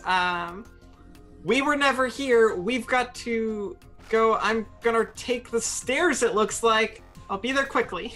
Meet me at the elevator. I step back out and drop. All right, Ellie, cameras are starting to go black. I go, which elevator? Side by side, doesn't matter. Okay, I go, okay, and I run there. All right. After I set up everything. Yeah, as you're setting up stuff, cameras have just started going black. You're being blinded out now. And in the lobby, all you noticed was the guy got his gun, and he holstered the gun. Then his knees started to bend a little bit, and he kind of leaned forward in a slight sprinting position, and then black. Yeah. He's running the stairs. He's running the stairs, too. So, where are you heading down? Sorry, Mr. Smith, I missed that. You were... I step back into the elevator shaft. Mm-hmm. Drop down. As I'm dropping down, fire off the gun. Rappel down. Yep. I know it's 10th floor. Yep. And you're just rappelling down. Athletics roll target number 4 because you've got rope, you've got plenty of bouncies, you should have no real issues. You're not going to die. You basically screw up. You're delayed a little bit. The cable got caught or something. You know what I mean? Like, you're caught up for it, but so you're delayed. So another little thing's going on. Puma. Boom, back to the drive. I need you to do a repair roll. All I'm looking for are if you roll 1s, which are a botch, you might lose mechanical fingers. If you pass... Oh my god, Oh my god. Jinx it. Alright, I'm using a Benny. You're using a Benny. Re-rolling. Oh my god, Mish, you jinxed it. That's why we have the rolls for moments like that. Critical failure. Oh my god! One of those. Okay, one of the 6s was a 1, the other was a 4. So he almost got it again. So there was a moment where you would have lost mechanical finger. Thank goodness you said you were using your mechanical hand, right? Right. Wow. So there you go, guys. That's why beanies are awesome. Sorry. Damn. Okay, so boom, it's plugged back in. And triggered the thing off, and everything ice cold and fried there, and like, all right, heading to the doorway to the roof. Alrighty. And Crow, you are in tow. Yep, Oh, and remotely getting the van started. A problem.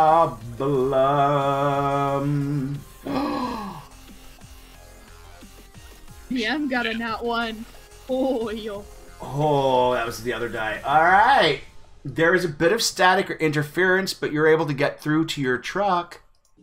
Something was trying to play around with your truck. But you're able to power it up.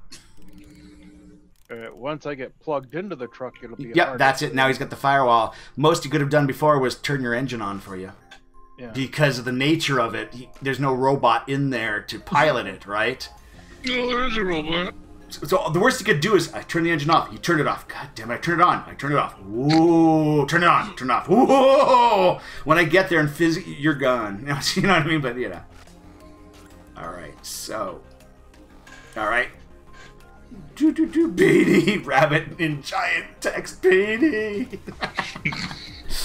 All righty. So, okay. So I'm like... One more roll. Athletics. I have to think. Athletics. Who? You. Athletics again. Oh, me. Okay. Because you did make that failed roll. Oh, you're back. Okay, boom, boom, boom. You're getting down the shaft.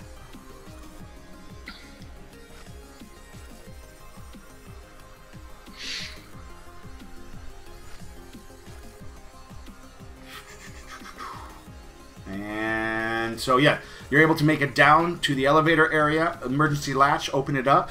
Mm-hmm. They said they're side by side, so it's a 50-50 chance. There is a perfect 80s line you could say right now as the doors open. Can you read my mind? Lucy, I'm home? No. No, that's... No. Come with me if you want to live. Not enough of a cyborg for that. No, you're not a cyborg. There's nothing organic about you. Yeah. I hate to say this, I keep picturing Nick Valentine for your character, even though your character's in good condition. But I'm picturing Fallout 4's Nick Valentine for Mr. Smith. I just am, but you know. But all right. Really, Stu? And you just get ready to launch. At this point, as you're kind of launching up, you hear the sound of the security door kicking in as you guys are going up. This person sprinted 10 floors. I think the hunter just kicked into the security door. You're halfway up to the ceiling at this point with your ropes. So... I say that on the comp just so that people understand that it does not take him long to run up 10 flights of stairs. Yeah. And of course, he's most likely doing the few steps flip, few steps flip, few steps flip. You know, he's not actually running the proper stairs. Mm-hmm. He's doing like the acrobatics all the way up. So even though he looks very relaxed and slow... He's pretty quick and agile. How long can you keep that up? Yeah, because he's still organic in certain limits. Mm-hmm. Like an adrenaline boost has just gone through his system. Alrighty, and you guys are back up on the ceiling. Hal, you're already up onto the rooftop. Vehicle is starting up and ready. Crow, you'd never be so happy to see a vehicle. You're getting to that vehicle now. And... shortly after, through the elevator area, boom, both Atlas and Smith are finally up there as well. and you guys are now heading out. How? I am going to need a piloting roll for VTOL, please. Now remember, currently, thanks to all those add-ins, you got a +5 on this now, with the engine tweaked and your plugins and everything, man. There we go, 11. All right, you got full control of this vehicle, even though there is chaos. The nav system for VTOL craft that gives you your little flight paths and all that stuff is scrambled.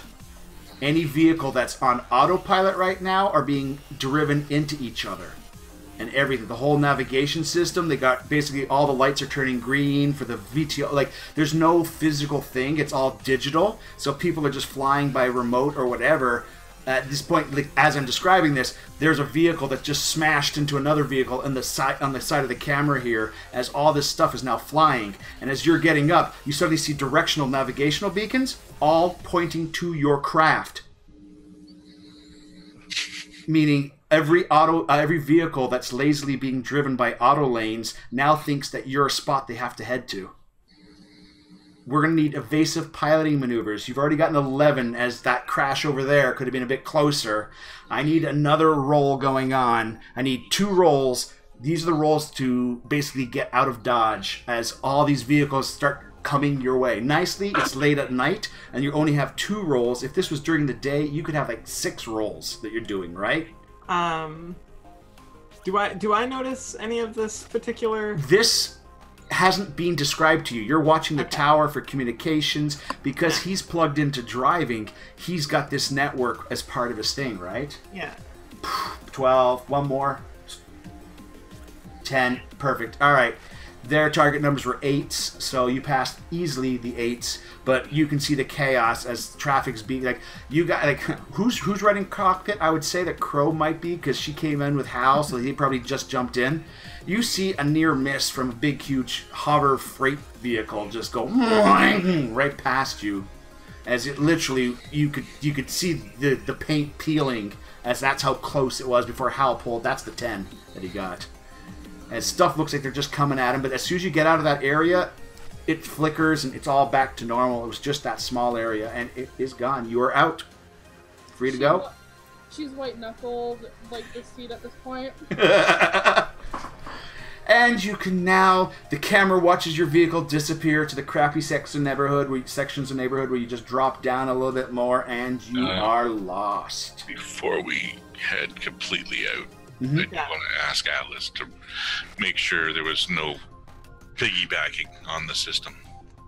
Yeah, I actually just say to Hal, like, don't drive towards anywhere where we're going right now. I would like to take the car off the grid.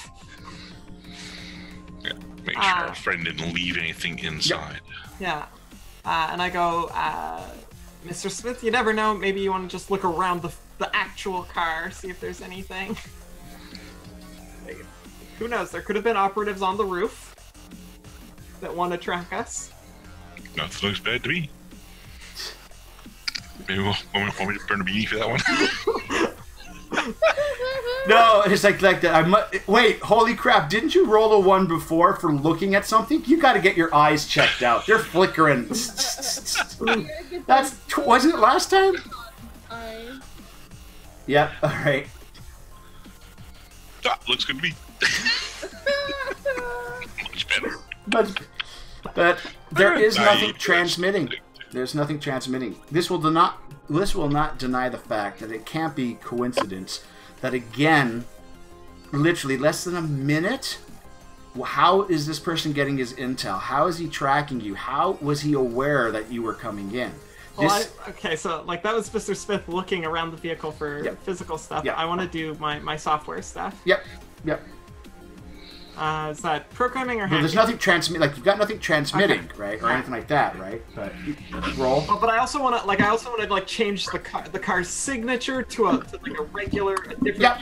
Or you could just remove it, because where you're heading, they don't care if you don't. Yeah, just turn it off. Yeah, exactly. Yeah. No roll needed for that, but do a roll for your computers to see. I want to make the car as hard to track as possible.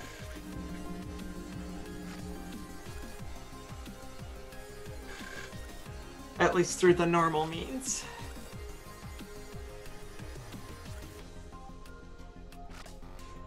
Once we've done that, I guess it's okay to go back. Mm-hmm. And I give Hal that. Yep. Oh, did you roll for your computer, your hacking, for the double check stuff? Again, like I said, nothing's transmitting. Okay. Do I need to roll again? Nope, you're good. Oh, okay. You're good. But somehow, like, there is no transponder. There's nothing that's transmitting as far as you guys know on you. You've checked the vehicle. When you were reworking it, there's nothing on the vehicle. You guys have gone days in a security area where they're paranoid. Hal, your arm was checked out, and Cypher did not find any tracking devices, but he did find a few odd things. But he's not a specialist in cybernetics. He just found a couple of redundancies in your arm that he doesn't know why they're there. But they don't transmit or anything like that, and, well, he doesn't have permission to take your arm apart. But apparently there are some redundancies in your arm that make no sense. But he doesn't work with cybernetics, so... there's a cyber doc here, but he's kind of cuckoo in the head for Cocoa Pops. But he might be able to help you. Take a look at that more. He just does mostly repairs, though. They don't trust him with surgery. Holy biddies! Thank you very much, Vit Rabbit, for those biddies. Every time I see those biddies, I think of the Bugles candy. Mmm. Delicious corn bugles. Mmm, nom, nom, nom, nom. That's a snack, not candy. Oh, I'm sorry. Alright, guys. So that is the vehicle pulling away. We can bring it, so we went a half hour over. But it's clear that somehow he's got something that he's doing to follow you guys. Something you're doing, something that's happening, something he's got going. Atlas being the hacker, he could have a whole bunch of bots out looking for key things, right? Well, that would be the only assumption. The hardest one to check is if he's got a bunch of cameras that he's like hooked into. Yep. And just sees us, because like when we go places where there are no cameras. Intelligence. You're a smart person. You're trying to counterthink this person. And that's pretty much. Should I make a roll? Yep. Should I make a voice roll? Cool. It's exploding. Your voice. You could have a program scanning all the waves for your voice. Okay. Yeah, you so spoke. I realized that. I go. That's the only thing. You transmitted your voice. You gave a location. You guys were approached. Also, Hal's voice was used. So both, if he's checking for voices, both of you guys had your voices on open channels. That would involve a crapload of bots constantly scanning frequencies, like a facial recognition. They've gone from facial to audio. Well, he could be using both. So yeah. That, like, I sort of go like, okay, so vocal and again, that would mean a great network of computer connections. But this guy. But when the cameras got taken over and the cameras got onto Crow and Hal, did they use that as well? Well, he's already here, though. I'm just saying, like, he's already, like, how he's getting here. How does he know what building to go into? That and the fact that as soon as he knows where you are, he can be there in a few minutes. You know what I mean? Like, you guys are already a couple of minutes in, and he's showing up. So he's showing up at great speeds to your locations, and you're like, you know, one could argue he's in this area, but still, he's showing up pretty fast. And when we were on camera, Hal still had the helmet on, so once they got a facial recognition off him, they might have got off from Crow, but not off. Yeah, sadly, Crow, yeah. Always me. Well, actually, no, Crow is off of most cameras. Like, when you spoke as the driver of the vehicle, and then she spoke as the fake reception desk, that's your voices were both out there. And that's your best theory. It might be not the case, but it's the best theory. It's something we can at least counter. Yeah. And eliminate as something that... Yeah. Yeah. So we should probably all look into voice modulators as well as... I'm Batman.